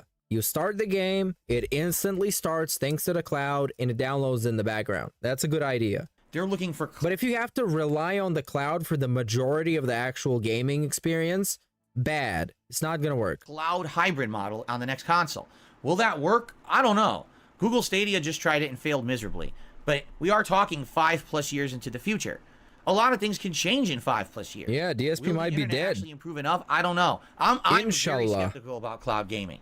And what I would say, we have tried cloud gaming on the PlayStation 5. If you remember, PlayStation 5 Platinum has cloud gaming. PlayStation 5 worked pretty well. Did he actually say that? Too, and it didn't work that bad. It was a little fuzzy, but it worked. It had a little bit of input delay, but it was definitely playable. Maybe in 5 years that technology will advance even further, and it will be feasible as a new console, right? I don't know. I guess we'll have to see. But it's an interesting attempt that this is Microsoft saying in 5 years they want to have a hybrid cloud gaming console. When they say hybrid, it makes me feel like the whole thing won't be cloud gaming. Like, you will do a local install to start the game, right? And then maybe over time it'll start to backload or something like that. I'm not sure. But definitely, to me, it's an interesting concept, okay? So, again, the new console refreshes are actually supposed to launch in fall 2024, and their new console is actually supposed thanks to for the launch news, in bitch ass. 2028, supposedly. That's what they're aiming for. Great okay? news. Great news. At this point, I'm just waiting. I'm just waiting for Sony to do some move, man. In this data dump. Just like do something, you guys. Come on. Games. So what happened was there was a. I'm going to show it to you. See, it says title release schedule. It's completely blurry. You can't read that. But basically, this was a schedule from 2020, so it's outdated by several years. How many people do you think learned all their news from this guy? Literally nobody. Nobody learns all their news from this guy because this dude is incoherent. If I drank like 10 more shots and started reading the news from Google News, I would do it more competently than this guy, legitimately. And I'm actually willing to test it out. But what this was a roadmap of games that they had intended to have come out at a certain time period, and a lot of these didn't actually happen. For example, if you take a look at what they're listing here, they had originally listed various games. What's Project KBT? I don't even know what that is, but that was supposed to come out in 2021, and I don't even know what the hell that is. The Indiana Jones game that they're currently developing was actually supposed to come out in 2022.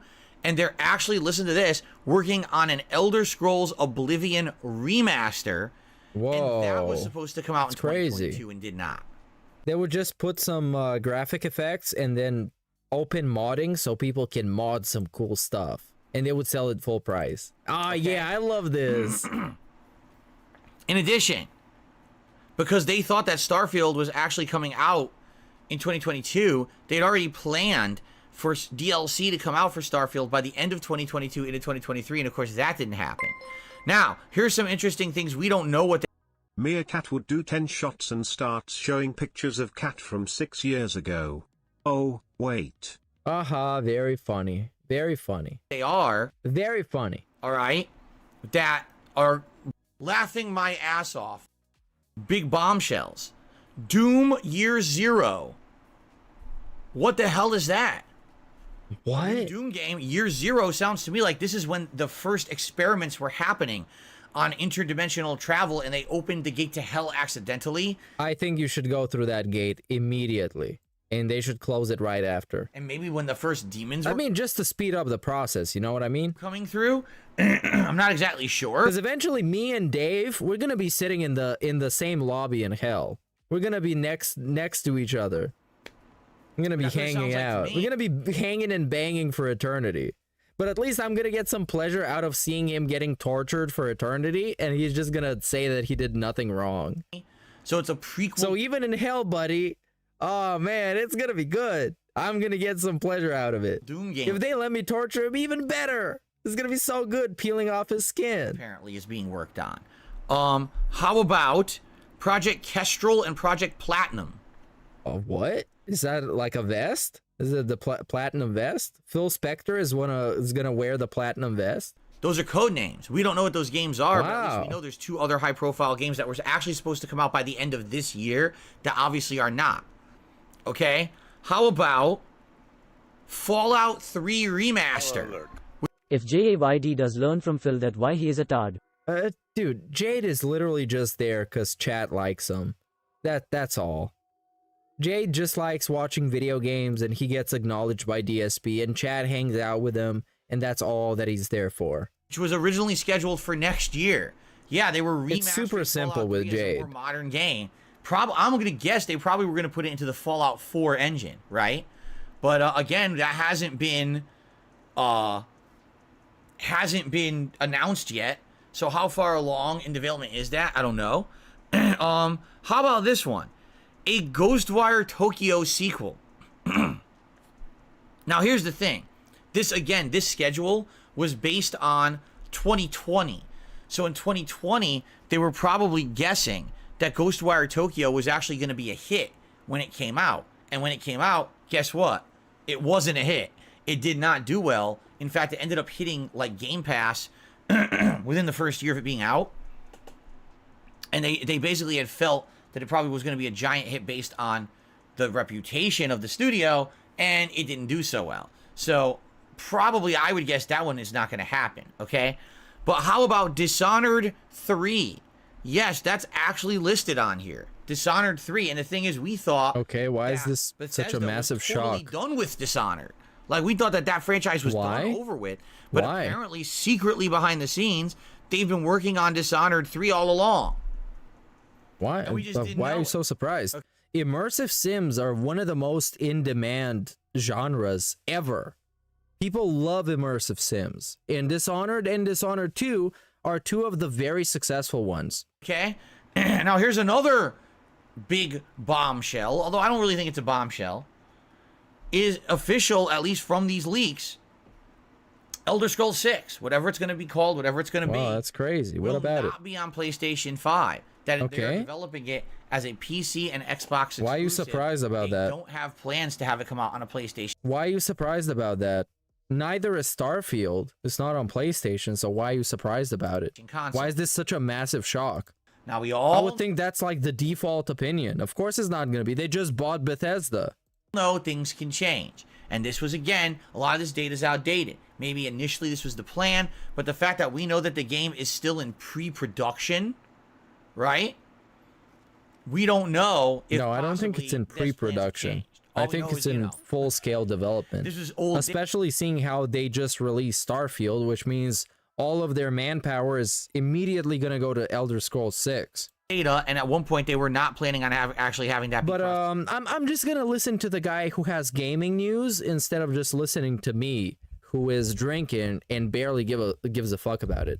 Platform, they wanted to keep it in their own house, basically. Okay. What else? Because there's so many leaks here, it's absolutely ridiculous. Yeah, just scroll on to the next tweet. Apparently, Red Dead Redemption 2 is actually being planned to be a next-gen release. Like, they're actually going to port it to next-gen console. Finally. It just hasn't been officially announced yet, but they found references to that in the data. So apparently, yeah, Rockstar is secretly working on Red Dead Redemption 2 for modern consoles, okay? Secretly working on it. Geez, what else? Funny enough, like, there's nothing new on Grand Theft Auto 6, which is absolutely embarrassing. I guess what we could do now... Because there was, like, leaks from actually a year ago. Let's talk about some of the internal and then nothing. All right. Then all that Rockstar said was, yeah, we're working on it, as if we didn't know. He said, one of the internal emails, I'm not going to read it word for word, but Phil Spencer in 2022 was very upset. And it's funny because we were all talking about this last year, and we were of the same mindset as Phil Spencer. We said, geez, how is it that 2021, all right, was such a good year when it came to Game Pass games? If you took a look at the year of 2021, it felt like every year there was a major Game Pass game and a really good reason to have Game Pass, right? Like, we talked about releases like Psychonauts and Halo Infinite, and every month a big heavy hitter. Like, even in some months when there wasn't giant ones, there was at least like a smaller game that was, oh, this is a nice game to have on Game Pass. All of a sudden, in 2022, it was like a drought, right? And there was a few games there that I played that I liked. For example, I was happy that I had it because I played Skyrim. I played Skyrim Anniversary Edition and things like that. So I was still kind of getting my money's worth out of Game Pass. But it was weird that 2022, it's like everything. DSP tries it, Smith & Wesson head first. I mean, hand first. Is this, yeah, this is going to be a taste test. Man, that's the one I'm tuning in immediately. I'm tuning in for that one. Out at all. And it was I'm going to love it. How did you front load all your games for 1 year and then none for 2022? And Phil Spencer agreed, and he wrote an internal email to all his staff saying, listen, we got to get better at game release dates, because essentially what we had was a roadmap that showed every year we would have a good mix. And what ended up happening was a lot of you dumped your games in 2021, a lot of you pushed your games out to 2023. We literally have nothing for this year. How are we supposed to sell consoles? This is dumb. We have to do better than this. So what's funny is in that same email, he references, let's hope that Redfall is our next big game. Oh, yeah. You guys love Redfall. And I hate to say it, that email is kind of telling. What that tells me is that Phil Spencer is way too much of a hands-off leader. He's supposed to be the head of Xbox gaming. How does he not know what's going on with the development cycle of the games? How does he not have any kind of conscious control of it? He's literally a gaming executive, Darkside Phil. You should know better than this. He's literally a gaming executive. They don't give a fuck about anything. Redfall was they such don't an know atrocious anything. mess, right? He was actually banking. They just come to like Summer Game Fest and shit to say that you guys, insert fan base here, are the best, and we're working to deliver the best possible quality of gaming to you. There you go. Redfall being a great game that was going to be a reason to get Game Pass, and ended up being the laughing stock of the gaming community earlier this year. How did he not know it was that bad? It just tells me he never even went there to even look at the game, check on the progress. He just let them do whatever they wanted over there, and then it ended up being a giant ball of shit, right?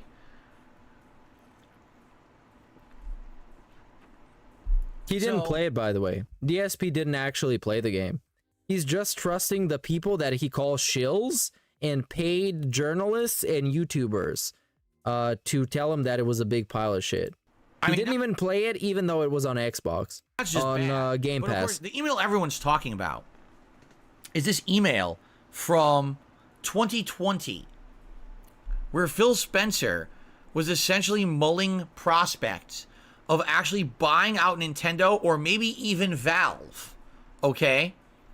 And he said that Microsoft's board of investors, directors, whatever the fuck it is, because I think they're probably both, would be supportive of these kind of moves if the opportunity ever arised, all right? But the thing you've got to understand about internal emails like this is that this is just conjecture, this is just internal discussion, this is not, we have made the decision, case closed, gavel comes down, and now legal proceedings start. This is just people mulling about in discussion. And so, when I hear things such as he's banning somebody right now. That's Spencer wants to buy Nintendo. Nintendo, But this like 10 minutes ago, so we can't even figure it out. Say that? He said it would be a good business move, right? Buying out one of your major competitors. Imagine if Microsoft did buy Nintendo and turn Nintendo into the kids branch. So all the kiddie games under there, you know, they'll keep making Mario, they'll keep making Zelda, they'll keep making Smash Brothers, and that becomes their kiddie branch of games. The kiddie branch? While their other studios work on more adult-oriented content. But what? There's like so many adults playing Zelda games and Mario games. What are you talking about? Business move? I mean, those are crazy valuable IPs right there, and Microsoft is filthy rich. A lot of people don't realize this. Microsoft has so much money from Windows. From Windows? Whatever they want. Bro, everybody fucking pirates Windows, you dumb piece of shit. I've never bought Windows in my life, and I've had dozens of configurations of PCs and laptops. A lot of business overnight. Not even once. They haven't made a single dollar from Windows from me, or anybody that I actually know. To understand this. This is even if so rich Xbox from Windows. Fail, what a dumb motherfucker. You know? So they have the clout and the money to do stuff like that, right? What gets me about it is that people read an email like this and they're freaking out. You see, this is evidence that Xbox is evil. And even though we all make fun that Sony's been buying out studios recently, it's really evil Xbox that wants to purchase everything. And it's like, okay, but why is that wrong though? If you're gonna mock them, then tell them why it's wrong. Where do you get that? Okay. Where do you even get that from reading this email? I don't get that at all. I get that this is a CEO mulling over possibilities that may not even come to fruition. Because here's the thing. It's not just a matter of Microsoft buys Nintendo. It's a matter of that Nintendo wants to sell. And Microsoft then buys Nintendo. That's what he says. If the opportunity arises. If anything ever went so far south for Nintendo that they wanted to sell. Okay? Who even knows if that would ever happen? This is just all internal hypotheticals that they're talking amongst themselves. It's literally just a corporate banter between people. This is our fucking game plan and this is what we're gonna do. But people take it as like see, Phil Spencer just wanted to buy out everything. Who is this though? Who is this? Some guy on Twitter? Breaking news. Some guy on Twitter said something stupid and I'm gonna make fun of it. What are you talking about? It's literally not what it even says. Okay, who are you even shitting on? At least put his tweet on the screen and let's all make fun of him. people are, right? They always jump to the ridiculous. Wow, yeah, conclusion people or are whatever. stupid. I found a stupid person on the internet, and I'm gonna make fun of him. But anyway, this is just literally what I'm doing to Darkside Phil. the tip of the I mean, there's tons of information. I just covered some of the things that I found the most interesting. I strongly recommend, if you're interested in this story, you look it up yourself. All this data is publicly available online. It's pretty crazy that it leaked like this.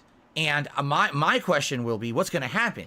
Will Microsoft say, well, it's all out there, so fuck it, just acknowledge it all and say move forward with these plans?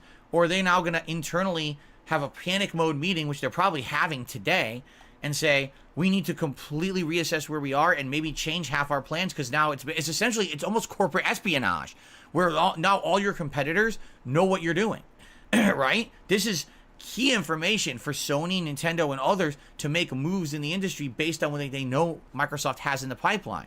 That's not good, and that's not fair, honestly. There was no reason for this stuff to go public, ever.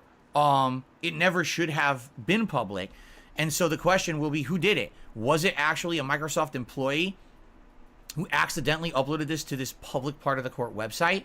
Was it actually the FTC? Well, the funny thing is that they will find out because they have watermarks in their info. So whoever shared it, the watermark's going to pop up. They're going to find who it was. Who leaked the information and never should have done it? Was it the court in general made a mistake and accidentally made this internal stuff public and hurt Microsoft? Who did it? And this could end up being an insane lawsuit because this information was never supposed to be public. Anything in the court, it was a private situation. So someone you will be fascinated by all this info that leaked. I certainly was, and I hope that you will enjoy it. Because it's cool that I'm all for Fallout 3 Remaster. Obviously, I just played Oblivion. I don't really care too much about that. You can be interesting, right? And this is all about him. So, there you go. There you go. I do have a couple more things. One other news story, which isn't much of a news story.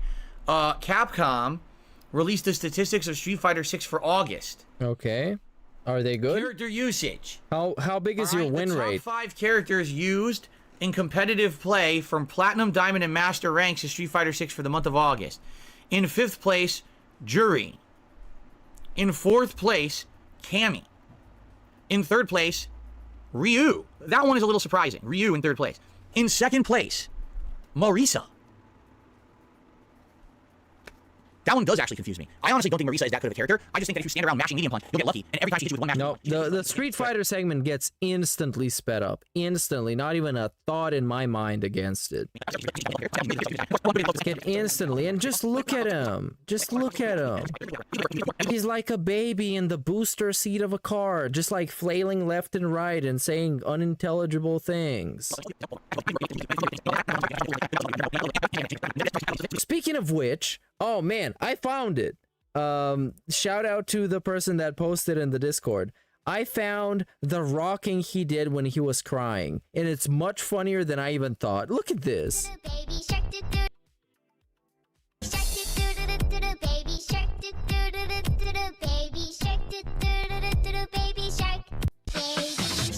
Just sitting there, fucking, is just rocking back and forth like a spurg while he is crying.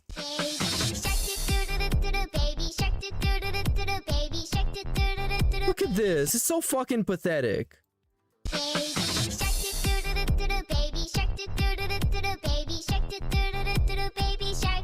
Especially in the neck phones always make everything worse. Always. They always make him look more pathetic.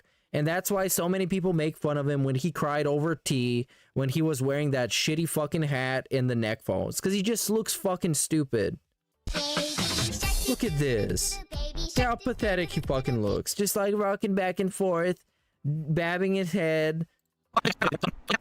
Attitude of Mr. Rogers, doesn't it? If you insult him, I'll fucking slap stupid, man. Anyway.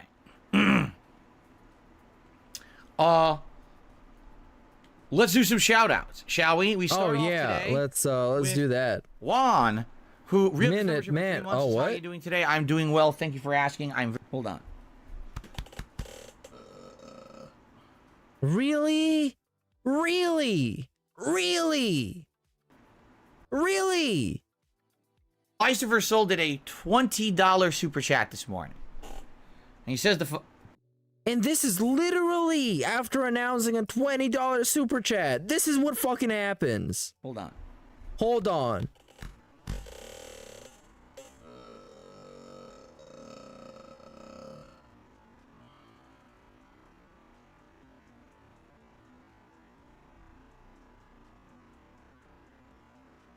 Now it looks like it's frozen. Excuse me. I want... No, you're not excused. You don't just get to do retarded shit and then just say excuse me like nothing ever happened. to turn away That's not how excuse me works. from the mic because that was absolutely disgusting. I apologize. Yes, it was. We all got to hear it. Okay, let's try that again. Lies of Her Soul just did a $20 super chat. Lies of Her Soul, by the way, one of the prime dick lickers. He's like in the goat of licking cock. He says, why skip Game of the Year Baldur's Gate 3? It got extra attention because Bethesda shooting themselves in the foot. I've said about maybe 70, 80 times why I'm not playing Baldur's Gate 3. I'm just not going to repeat myself this morning. I'm sorry. I'm not. Yeah, he got $20 to power trip on somebody and tell him that he's not going to repeat himself. I appreciate the super chat. What's going on, Jade? What's going on, Soda Cup? Yeah, what's up, Jade? Good morning, everyone. Well, thanks for joining me. Small Killer super chat. He said, I did not know Xbox's net worth is $2 trillion. Yeah, Xbox has been around the block. I don't know. Yeah, can they lend me Xbox some? in general is $2 trillion. All I'm asking for is like 1 million. Microsoft It's like barely anything. They're Come pretty on, rich. dude.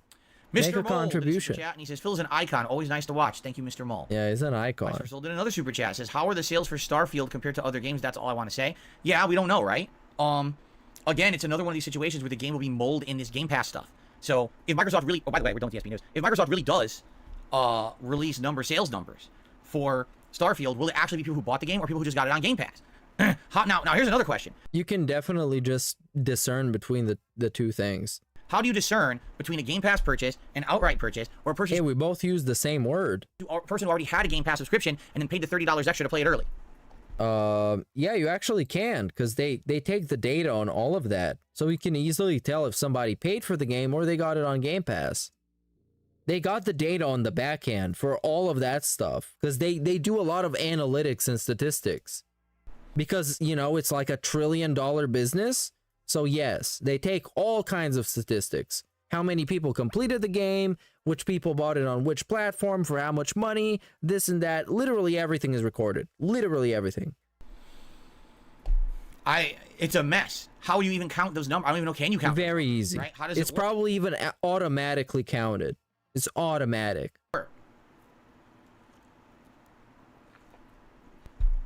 But yeah, take a nice sip. Get fucking hydrated because you're about to die. A lot of these games, this is the problem now. When you have these subscription services involved with them, nope, it's almost not a problem. To figure out who bought it and who didn't. No, it's absolutely possible. They got the systems in place to do that. It's very easy to do. Should that count as a sale? Very Should easy. That count as a sale? Like we talked about, maybe it shouldn't just simply be downloading it, but instead actually playing it past like an hour. How many people have Game Pass, downloaded Starfield, booted it up, played it for an hour, said, wow, this game sucks, and never played it again? Should that be considered I bought the game? You know what I mean? I don't know. We are in definitely a different era for gaming. And I don't think that we have enough evidence or even data yet to figure out how to report sales. No, you absolutely can. That's a little scary, actually. To not know. It's not scary, because it's not happening. It's not real. How games are doing. You know, I mean, Starfield, everyone was a buzz about Starfield for about a week. Now the hype has definitely died down, and you have two schools of thought. Some people really love it, and some people are like, wow, this game's a disappointment. Definitely that's where it went. It kind of split, and you have two schools now going on. But at the same time, buzz has moved on. People are talking about other games now. The Starfield hype has dwindled, which is going to happen. Now you're going to see, as new games come out, that's where the talk and hype will be. Will ever the discussion gravitate back to Starfield? I don't know, right? So, I guess we'll see. I don't know. It's kind of like Baldur's Gate 3. The only people who are here talking about Baldur's Gate 3 are PC enthusiasts. Like, did you know Baldur's Gate 3 came out for PlayStation? Yeah. Yeah, I did. It's in my wish list. No, you didn't know, apparently. That's supposed to be the intended answer, is that you didn't know. I didn't know. It did. It's out for PlayStation. Oh, he didn't know. The guy who does news stories every single day. That actually reflects badly on him, though. Right now. Isn't that the thing? That just makes him look bad, not you. No one cared because everything else was coming out, which is exactly what I told you. No one cared. There we go. No one cared. Phil didn't care. The guy who doesn't care about anything and doesn't know anything, therefore nobody did. Is that when all these other games were coming out, they were going to get the priority, not Baldur's Gate 3. So this is what happens. The hype always moves with whatever's new, and that's fine. I'm not slighting Baldur's Gate 3 in any way. I'm just saying I knew that what would happen. So you just did, though. You can't just talk shit about somebody and then say you didn't talk shit about them. To see how I see these patterns in gaming and gaming media, particularly. Yeah, right. Keep looking at those patterns, But yeah, Phil. I don't know. How do you judge sales? I have no idea how on earth you would judge sales for Starfield. That's a very valid, legitimate It's not. question that No, needs to it's be not. answered that No, we it's don't have not. an answer for yet. No, we do have an answer for you. Because you know Microsoft will want to involve every single Game Pass download. And I don't think that should be counted like that. I just don't think, I don't see it a Game Pass download as a sale. I don't see it that way at all. You know, I think that's bullshit. Just because someone's a subscriber of a network. What if, how about this? What if people have Game Pass and earlier this year, they said, oh yeah, just mark down for download these 7 games. Now over the year, they didn't even realize they had those marked for download and then they're never going to play them. You could have someone who downloaded Starfield, never booted it, but it counts as a sale. Yeah, but they have the statistics on who booted up the game because on Windows, you have what is called the game bar that records everything. And when you download stuff on PC, you do it through the app. It's all recorded. All your data is there. Stop bullshitting. You don't know anything you're talking about. Because they downloaded it. Is that a sale? Of course it's not. You see what I'm saying? So, yeah, I don't know. I guess we'd have to say how Makes absolutely no sense. I don't know. It's a great question. I do feel like we need to answer. Yes, you count it very easily. Again, there's analytics for literally everything because big companies keep analytics and collect private data about literally everything. So, there you go. I don't think that we have answers for that yet. Spawn Killer did super chat says, do you think Microsoft... Oh, and Baldur's Gate 3 is the best-selling pre-order on the PSN. Oh, there you go. I don't think Nintendo would sell. I'm serious Very about nice. this now. I think Nintendo has always been one of those companies, especially because they are Japanese, okay, where I feel that they would never sell just solely on the fact that they are Japanese and proud. Oh, and by the way, Baldur's Gate is in the top 5 on PlayStation in my country, so apparently people are actually playing it, and they knew it came out on PS5 because they bought it and they played it. Like, Nintendo is one of the very few companies that still will never admit fault. The entire Wii U era, when no one wanted that console, everyone said it was shit. They would not admit fault, right? They never do that. They always feel like they're better, or people just don't get it. What do you mean people don't get it? Anytime you hear no disrespect, someone's about to get disrespected. Absolutely. And it's the same with I hate to say it. When he says I hate to say it, he loves to say it. It's just a way to kind of secure himself. You don't get people from criticism. I hate to say it means he loves to say it. Just try noticing that next time. Not every idea you ever have in your life cycle as a company will be a good one, and that's okay. You can make mistakes, you can rebound from them. It's okay as long as you publicly admit them and you learn from them. But when did you do that, Phil? Nintendo's like, oh, so, we made this console that no one wants. Buy our amiibos, Buy these for 4 years to keep our company afloat. You bought it, though, so you're a sucker. While no one's buying our games and console, and then we'll come back, financed by these, we'll come back and make a better console. But never actually say they goofed, right? That's how they are. It's a cultural thing with Japan. It really is. It is a cultural thing. And I'm not down-talking Japan. I'm just saying it is a cultural thing. I'm not down-talking Japan. You know nothing about their culture, Phil. All he knows about Japan is what he saw in fucking Yakuza games and vending machine videos on DSP React. So please shut your bitch ass up. Please. Please. Please. Please. Please. Please. Please. Feeling of like pride and almost elitism, and in a lot of cases xenophobia. He's never left the United fucking States. Never. Hasn't even been to fucking Canada.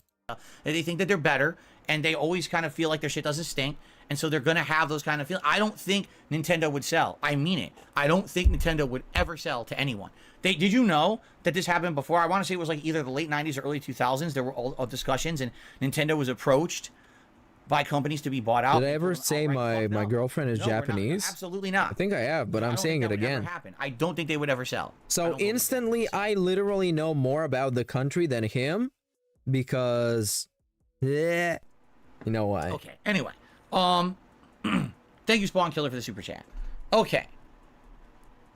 She cooked me authentic Japanese food, you guys. Therefore, I know more about it than he does. So now we swap over. And looks like we're going to be doing some tip shout-outs. Let's take a look at what we have today. Shout-outs? We start today with Lady Charisma with a $2 tip. And Lady Charisma says, in my opinion, Souls-like genre is a double-edged sword. Some are fun, most are mid. When one is really good, it definitely shows. So there you go. Thank you, Lady Charisma. And I think you're right, because at this point, there are so many Soulsborne games that are essentially not FromSoft, that the good ones stand out and the bad ones don't. I think Lies of P right now is really standing out as one of the most polished ones. Maybe I'm wrong. Maybe we'll get further in, it'll suck. But right now, the game is definitely feeling polished and fun. So thank you for that.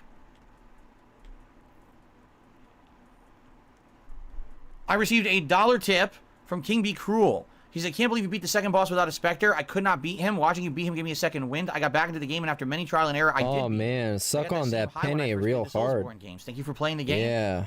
Give him a nice suck. I don't sleep, but I want a death counter. We're not doing death counter. Those are... Yeah, give him a nice suck. All right? The death counter is essentially give him a nice slurp. For people who gonna fondle his balls? To essentially turn it into a fucking Raz session. And a Raz session? Time with it. I like the fact that if I die, it's fine. I could run right back, reapply myself. I don't have to worry about keeping an accurate count of bullshit. Oh, well, there's a scripted death. Does that count as a death or not? Fuck that. It's all nonsense. And by the way, no one uses death counter.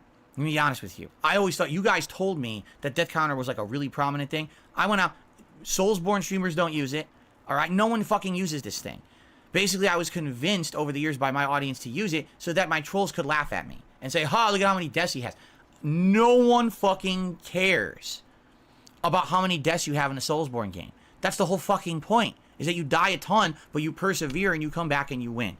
There's no reason for it. It serves no purpose besides a malicious purpose. I'm not wasting my time with malicious people anymore. I'm done with them. So they can go fuck themselves. I'm not catering. You're talking about them right now. Content. I'm not putting a death counter into it. Yeah, you're talking about them right now. When you sneak dissed other streamers, even though you said you're not gossiping. So he was gossiping about other people that will remain anonymous. Anyways, it's just your regular DSP segment.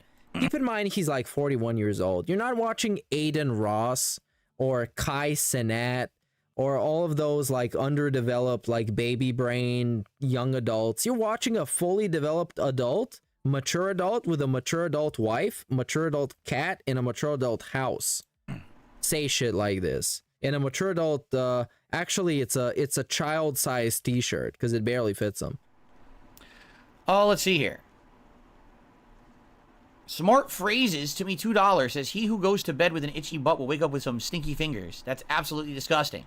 Yes. Thank you for a $2 tip. Okay. Alrighty then. Alright. I received a $5 tip. Oh, yes. From Dr. Oink. Oh, and it's that dude. This is the pay pig from yesterday. Well, what does it say? Oink, it's ridiculous. Let me put it this way. He asked me a question, right? And it sounds like he wants like serious discussion about something, but then he says, but this is kind of private, so you probably don't want to read it out. I'm like, wait, but you tipped me and you asked it to me publicly. So I'm glad that I actually read the whole thing before I just read it. If you want serious answers for something, you can always email me. I can't, like, why on earth would I answer that publicly when then you say you probably shouldn't read this out? Right? If you want to talk about something like that, you can email me. All right? Okay. Excuse me. It's absolutely positively disgusting. Yeah, then why are we doing it? And he leaned in for it, too. Okay. Look at this. He leaned in for it just because he's passive-aggressive. You can see it now. It's coming. It's coming. On purpose. We're leaning in for it. Excuse me. It's absolutely positively disgusting. What? I don't know. Okay, like, leave a comment explaining why he would do that. I'm thinking it's one of those things where he thinks, you know, I'm a dude and a bunch of dudes watch me, so I'm gonna do what dudes do, you know, what guys do. And guys burp. And then when the guy burps or he farts, his friends that he's hanging out with, they also laugh. So it's like a guy thing. Is that why he's doing it? Or he's just a fucking bum? I've to also all my received... subscribers. I'm not monetized anymore. Sniff. I shouldn't attack the boyfriend. I need my boyfriend. I know prey when I see it. I've been a predator all my damn life. I'm built different than them. Cut from a different cloth. We ain't the same. Oh yeah, this was it was stacked with some classic quotes. A $10 tip from Tarantula classic MS, quotes. which is the biggest tip of the day so far. Yeah, Hey, yeah, Phil, yeah. what's going on, Tarantula? How are you doing? You got your downstream, but you're doing well. And the $10 tip literally just says, "Hey Phil." I'll get $20 so far today. I'll be doing something else. Yawn out of nowhere. Whew. And a yawn out of nowhere. So, let's see here. 672 did a super chase. I like Death Counter. I don't want to go fuck myself. Well, 672 definitely should go fuck himself. He's a bum. He's a bum and he's a cuck. And what makes it even funnier is that he thinks he's above being a cuck while he is being a cuck. Literally nobody respects this dude, even in DSP's chat. They think he's a cuck and a bum. And his opinion of himself is that he believes he's better than that. He's above that. in tandem. If you like Death Counter, you've got to go self-fuck. Sorry about that. Sorry about that. No, I told you guys over the years, all right? If the Death Counter was something that had any kind of meaning, if it was something that I felt really added to a playthrough, I would do it. The times I've done it, it's always intrusive. It's like, okay, I died to a boss. It was a close thing. Let's go right back to it. No, you got to update the Death Counter. His gout forced him to burp. It's entirely possible. I haven't thought about that, huh? You gotta update the Death Counter. Then I I'll don't know, forget to man. update the Death Counter, and everyone in the chat, you didn't update it. You didn't update it. You didn't update it. You didn't update it. You didn't update it. You didn't update it. And it's just like, shut the fuck up. I want to play the game. I don't want to sit here and listen to people whining about the Death Counter. But why are you getting super toxic in real time about your chat from like 5 years ago? That just makes you look bad. So when it got that bad, that's when I determined I just don't want it anymore, and I turned it off. And I never brought it back, and I'm not going. You know what would have been much easier? Hey guys, I don't want to do the Death Counter because it bothers me too much. That's it. That's all you gotta do. The thing, like, I found my... But instead, he had a super toxic segment about it and told people to go fuck himself, and now he's just mocking his chat and telling him to shut the fuck up. Like he did with the bubbles. Shut the fuck up about the fucking bubbles. Experience with these ultra hard games has been dramatically improved when I don't have to micromanage little stupid kitty bullshit like that. So I'm not going to waste my time on it. It literally what a fucking baby. You understand that, right? When I was playing Elden Ring, didn't I have like 40,000 deaths? Who gives two fucks? It didn't add a thing to the playthrough to have that. So I'm not wasting time on it anymore. What a fucking baby. Radical Jaws did a super chat. He says, your burps are legendary. I don't even mind anymore. Laughing out loud. Well, thank you for that. Oh, he doesn't even mind anymore. To do them. I really don't. Yeah, you do, though. So what are you trying to tell me? You have no control over your burps? I don't mean to belch. Yeah, you do. It just happens naturally. No, it doesn't happen naturally. As a human. I've always believed the Oh my burps and God. singing were methods he would use to discourage restreamers. I know I wouldn't want to put up with that long term. Dr. Oing did a super chat. He says... I've thought about that too, that it's like a passive-aggressive thing of being salty at the people who make fun of him. But, like, why would you want to nerf your own streams? Why would you want to make the experience for people who like you much worse? Instead of, you know, just doing your thing. And people that like you, they're going to stick around. Month, y'all. Tips are an endangered species. Tip now to help the tips community come back from near extinction. Like I could do it Vaggie. It's just not possible. I'm sorry. It's just not. Something like that you want to Hold on, I muted myself in like 2 separate ways. It's Tips Awareness Month. Tips are an endangered species. Please, hashtag save the tips. Okay. All right. And yeah, also, that's a good point. He makes himself burp. He forces himself to burp. It's not even like it just comes out of nowhere. He can't help it, which every human being on the planet knows you can help it. You actually can. You can close your mouth so you don't make an audible burp sound. It's like, who is he trying to convince? Who is buying this? All right.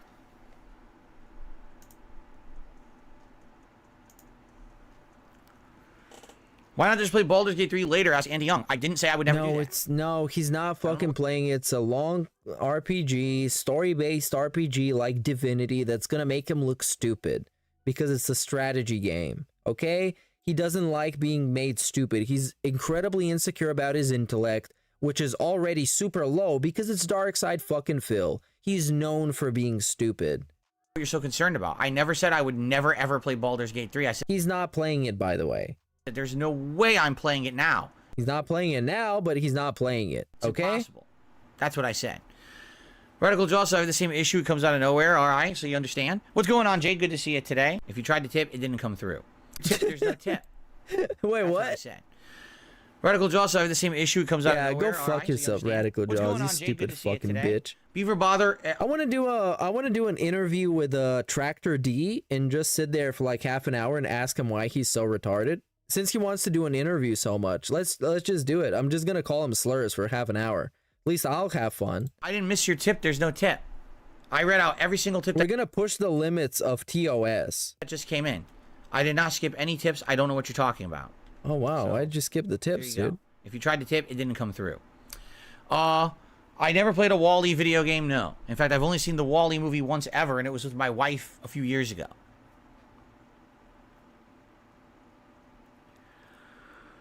Why is Beaver Bother in the chat? That's a good question. Yeah, we can't help that too, apparently. Yawning and speaking while you're yawning. While you're an entertainer.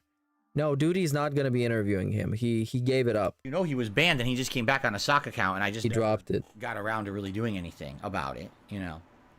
It's a very valid question.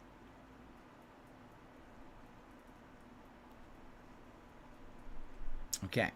Because, like, the only way you can interview a former denhead or a recovered denhead is just calling him slurs for, like, 2 hours. And that I would take great pleasure in that. Oh, let's see here. I don't want to find out anything from them. They have nothing to tell me. They got nothing interesting to say. I know they're cucks, and I just want to call them cucks for, like, 2 hours. That's all I want. Why won't I answer the question if we will get to watch you do master matches? What are you talking about? I've answered the question a million times. Yes, I'd be interested in playing master matches. The problem is right now, Baldur's Gate 3 I'm because he barely knows playing it's from Street the Fighter same as it people is. that made Divinity 2. So he knows there's no chance he can understand it. Yep, there we go. Right? He's not gonna get it. People are gonna make fun of him because it hits him harder when people make fun of his intelligence. And they say, oh, Phil is a stupid head. He's really stupid. He's really dumb. He's really low IQ. How can I invest in time to play the game at master level when I don't have time to play the game at all? We talked about this a million times. It's just that people don't fucking listen, and then they come here and they pester me. There's the same question over and over, so then it sounds like I'm not answering it. No, I've answered it a million times. You just don't listen. So if you listen, you ready to listen? So here's what you need to do. Take your fingers, and I want you to clear out your ear canals. Okay. What's that? Oh my god. Like you do, and then you wipe it in your jammies? God, there's a whole fucking pumpkin in my ear. Pull that shit out and throw it away. Oh, your there's a jammies? giant whole fucking ear of corn over here. Pull it out. Throw it away. You ready?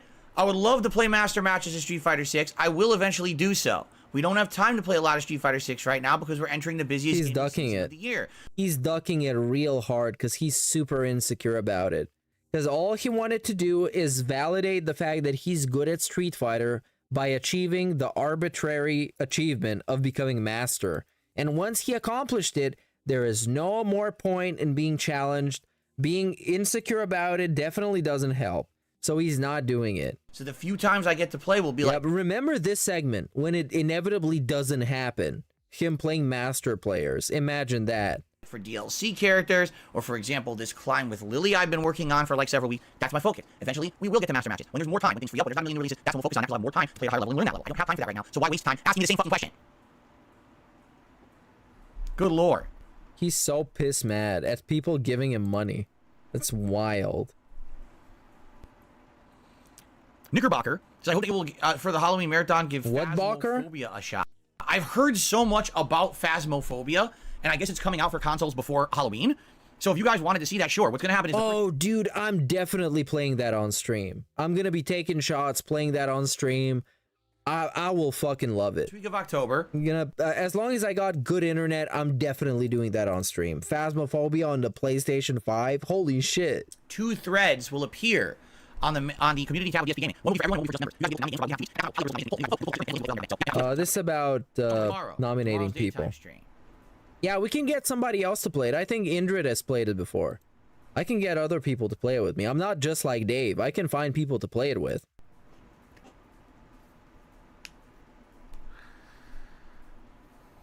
Okay. Andy, we had a giant segment about the leaked Xbox info. Rewind and watch it. It was a ginormous segment. Rewind the stream. Yeah, I'm also too scared to play it. Oh yeah, Mr. Game Master says Nintendo did a launch trailer for Mortal Kombat 1. It has 3,000 dislikes. Are you surprised with how bad it looks?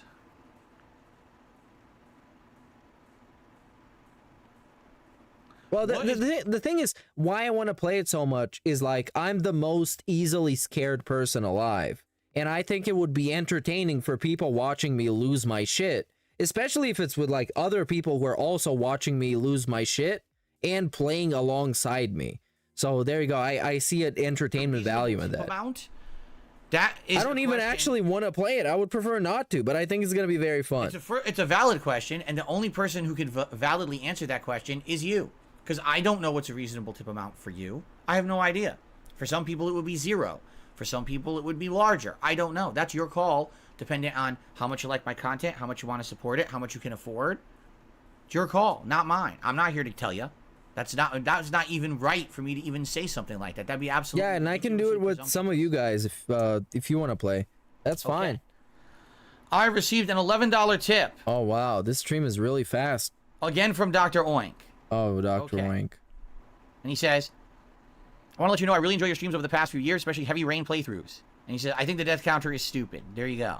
All right. So oh my God. Is he trying to even sneak this or something? I don't even get it at this point. He enjoys the streams past the last few years, but he likes the Heavy Rain playthroughs. Currently, when was the last time he played Heavy Rain? So let's get him up on the leaderboard. Yeah, fucking thanks. That's some cuckery. Thank you. Okay, we got just a few extra minutes. If anyone has any questions you'd like to toss my way for Q&A, we can do that quickly before we adjourn and take a small break, and then we jump into Lies of P again. Oh yeah, he's taking a break right now. So we got basically like 5 minutes to go through. I got the wrong numbered oh no, we got like 10 minutes. Did I just screw that up? Yep, I'll fix that right now. Thank you. My fault. I was doing it quickly this morning. I was trying to rush to get the thumbnails up because I received them overnight. And I received the thumbnails overnight. Always appreciate you guys looking out for me and helping me with stuff like that. Thank you so much. Zoop. And should be fixed as of right now. Thanks so much for telling me. Appreciate that. Okay, quick fix. What was the biggest tip I ever got? I don't remember. I know that I've received like over 1,000. But that I don't remember. I don't think about that stuff. Honestly, I don't. Like, I know there were times on Twitch where people would come by and get hundreds of subs at once. It was insane. And then there was times where I get a ginormous tip for like a special event or something. How much though? You know, first of all, let's be honest. You don't remember the largest tip he's ever got? That's fucking strange. Those times are long in the past. It's incredibly rare when I get something ginormously large. All right, I'm just not expecting it, nor is it going to really happen. I'm a realist. You're a realist. That's not what I'm. Well, that's kind of fucking funny because it happened during the Jasper 2K event when somebody gave him, not somebody, but a certain somebody gave him 1,000 fucking bucks. Here for, you know what I mean? And it almost seemed like they had before the actual stream, they told them they would give him 1,000 bucks. I would much rather remember. Yeah, thanks, Jeff. The meaningful moments we had during game streams and stuff like that. Oh, that's such a PR statement. Rather than a moment where I got a contribution. Yeah, you know come on, DSP. What resonates with me. That's some fucking bullshit. $10 super chat. It says Kingdom Come. Oh, and Lycifer Cuck. Missed. No, it's terrible. I watched my wife play it. It was trash. Really, I watched her play it. It starts off interesting. Okay, who in chat thinks that Cat would play Kingdom Come Deliverance in any kind of competent way? Who would actually think that would happen? Cat, the person who barely exists. First 2 hours, it's garbage. It really is not a very good literally game. Cat. At least not my style. Catherine Burnell. You've seen her play video games. Okay. Yeah, I thought so.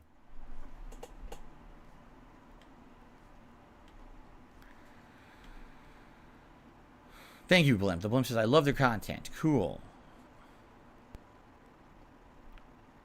Can I ban the ability to submit video over 10 minutes long for DSP React? Here's the thing. And we've already talked about this.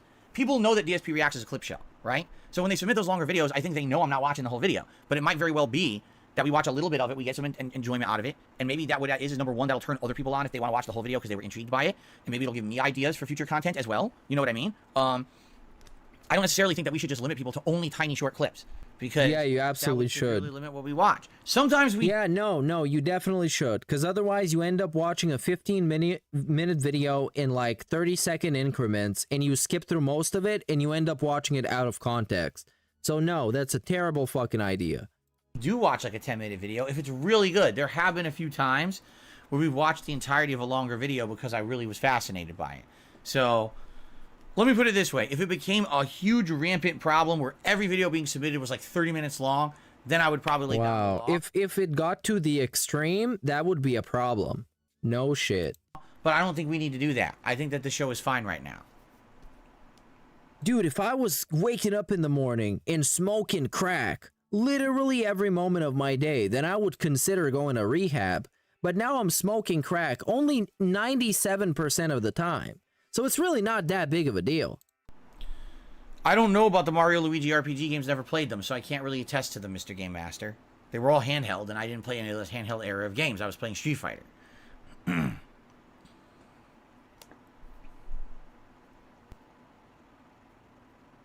Jane, I'm glad to have you here to talk to us. As always. What's up, X-Shooter? How you doing today? Comment Frenzy, I cannot update the leaderboards. Or excuse me, automate the leaderboards. Every once in a while we get this question. I feel yes, like you can. It's been like a year since I've been asked this question. No, yeah, you can. So Comment Frenzy, the reason that things are not automated around here are for a good reason, okay? Nope. I have a very large hater base. I don't know why. I mean, yes. 99% of the time, the reasons that people don't like me are completely nonsensical or based on conspiracies and horseshit that isn't even real. Really? But that's how the internet is. People are nuts. So, because I have a giant hater base, these people go out of their way to try to hurt me in any way, shape, or form. Absolutely. One of the things they've done over the years, love to see it. Try to do things such as put spoilers. They try to say racist things, disgusting sexual things. Like what? They dox people. All right, they do a lot of this kind of shit, and they try to do it in the chat. They try to do it at all ways. All right, if I were to automate everything, like if this leaderboard automated super chats, automated tips, automated everything, these people would go out of their way to try to put things up there that would literally get me banned from YouTube. Right? They would put some variation of a racial term. They would put, again, someone's address and try to dox. And they say, oh, you see, Phil doxed someone on stream.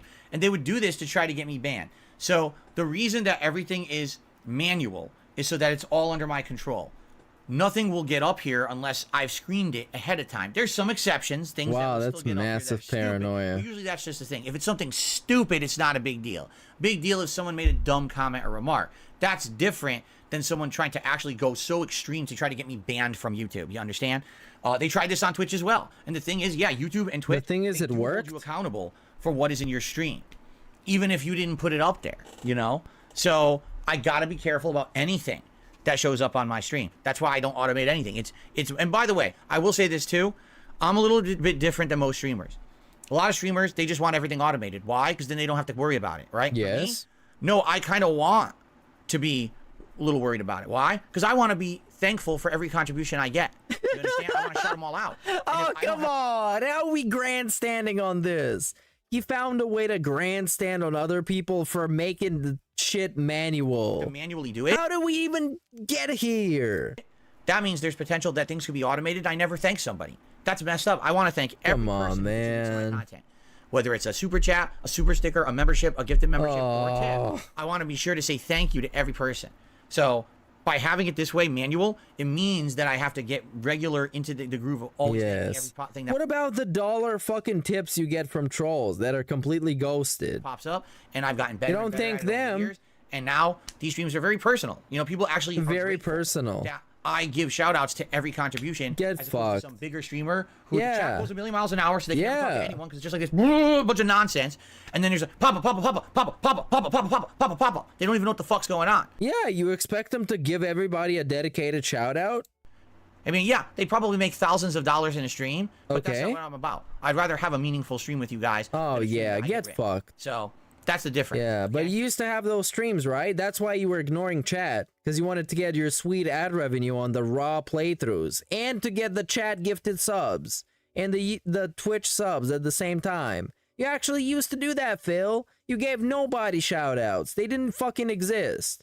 but they were wailing out. I hope that makes sense. It doesn't make sense. Okay. Because he used to do that shit until it stopped working. And now everybody's fucking meaningful. Because they're just like 5 people sucking his balls. RGB says, how about length tiers? Yeah, for right. reacts? If you're an Ultra member, you get 10 minutes. Supers get 7. No, that makes no sense. Regulars get 5 minutes. Watch more of the videos and incentivize people to up their tier of support. Well, the thing is, with Ultra members, that would not even work. Do you realize right now, every week we have about 11 Ultra member videos? What if every Ultra member wanted 10 minutes? That would be 2 hours of Ultra members. And then Q&A, so we'd have like 40 minutes of standard members, and that's it. That would never work. You know, the entire show would definitely be Ultra members. I tell you that right now. And again, I want people to have a chance to be watched. So I can't wait for the DSP on Facebook Live arc. Dude, DSP on Facebook, that would be amazing. And all of his pay pigs would have their first name, last name just posted up on there, and he would be like, no, go make a fake account with like fake names. Okay, so like the trolls can follow you. That would work. If I extended the length of my show to 2 streams, then I probably wouldn't be watching him because I hate Facebook. maybe we'd have an Ultra Facebook is like the biggest piece of shit. show of 10-minute clips, and then a standard member show of 5 minutes. That would work. Right now, something for all of you. I don't work with any YouTube channels at all. I have no collaborations. I have no partnerships. That's a bad thing. That's a bad thing. That's actually a really bad thing because this is your business. This is your livelihood. Out there is using my You're not networking at all? content. They are not have my permission to do it. However, people can do it within the realm of fair use. So if someone out there is using my stuff as a transformative work, meaning they're adding commentary, they're adding criticism, they're editing it to get a point across, that's allowed. If there's someone out there who is literally just ripping my content raw, he's setting up for hitting raw DSP, by the way. He's setting up for that. Re-uploading it, that is completely illegal. And because he mentioned it 2 days in a row, he's been talking about it. So Raw Phil, you better watch out, dude. You're gonna get hit soon. Always has been and always will be on YouTube, and it's not allowed. So there's a big difference. But no, I don't work with anyone else out there. I don't have any collaborations with any other people, just so you know. Excuse me.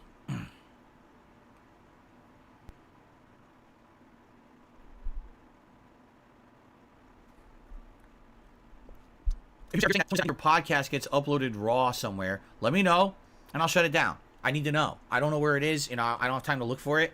If you send me the information, you can email me. I'll look for it, and I'll shut it down. I can already tell you this. This is funny. So we talked about this a day or two ago, that someone apparently was outright ripping my raw streams here and just posting them to their channel. No commentary, no criticism, just stealing my content outright. Someone told me about it. That person just hid their whole channel. Okay. So why are you laughing then? You can't take them down. It's gone What's now. so funny? Find it. They hid all their content. No, actually, you can find it. It's on Odyssey. So that way, literally so is. Phil can't try to actually use the law to strike me down. Legally, he's salty that he can't take him down. This bitch is salty that he can't DMCA Raw Phil. I should be doing because they stole my content. He's mad. Their whole channel. He's mad he can't DMCA people. But yeah, if you see that on Spotify, if someone's ripping my content and putting it on Spotify, I didn't condone that. That needs to stop. How are you gonna stop it? No. Let me know. He can't stop it. Not gonna do anything about it. There are literally hundreds of pre-streams that are actually deleted from YouTube because he deleted them during the intro copyright saga of last year that are now on Spotify. Okay. It's actually this year when it happened. Oh yeah, he's not gonna do dog shit. He can only throw DMCAs on YouTube because he's Big Balls Burnell on YouTube. Everything else, he got no clue what to do. Oh my god, this is a great one. What's a great one? Cat God Black? Wow, it's so funny. Share it with the rest of the class. Email.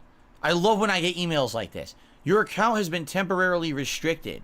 Okay? Okay. And it has an attachment on it. Gee, I wonder what the attachment could possibly be. And when you look, who did this email come from? Accounts reminder access at KIP Marketing Digitalpractica.com. Oh, that sounds legit. I love getting emails like that. The complete, they're trying to complete. So is he just sitting around reading emails during Q&A? Is this what he's just trying to say? This is the Q&A portion. You're just sitting around reading emails. Spoof and fish. What a fucking great podcast, Phil. The phishing email. They want you to click on it, thinking it's legit, and then click on a link or click on a file, and the next thing you know, they're trying to key log your computer, or you know what I mean? I do this all day, every day. Terrible. And people, the thing is, people fall for that shit. Some of them look really legit. They look very close to the real thing. How would you So know? I can imagine people falling. Because you fall for him? Okay. Adam, thank you so very much for a super chat this morning. Appreciate that. Good to see you. All right. Guys, this was a great podcast. Man, we had a lot to talk about. Wow, this was such a great podcast. Thank you very much for your early Wow, support I here. love that, especially the interactive reading of emails in the end. That was so good. I appreciated that 1000%. And I guess that's gonna be it. I'm gonna go have some dinner. In case you're asking, there's lasagna for dinner that my dad made. And we're gonna have lasagna together and watch some TV and then go to bed because tomorrow we gotta work together again. And maybe I'm gonna let him go fishing and he's gonna let me have a nap because we got a good dynamic going on. So big ups everybody. Thanks for stopping by. Thanks for I don't know, doing whatever you do and chilling out and relaxing and hanging out. If you're listening to this at work, quit your job and give me all your money. And then find a new job that pays more and give me more money. And then I don't know. Please tip me, I guess. It works for DSP. So there you go. Thanks everybody again. See you around. And I'll be back next time, whatever. You know the drill. The stream is over. Wait, what?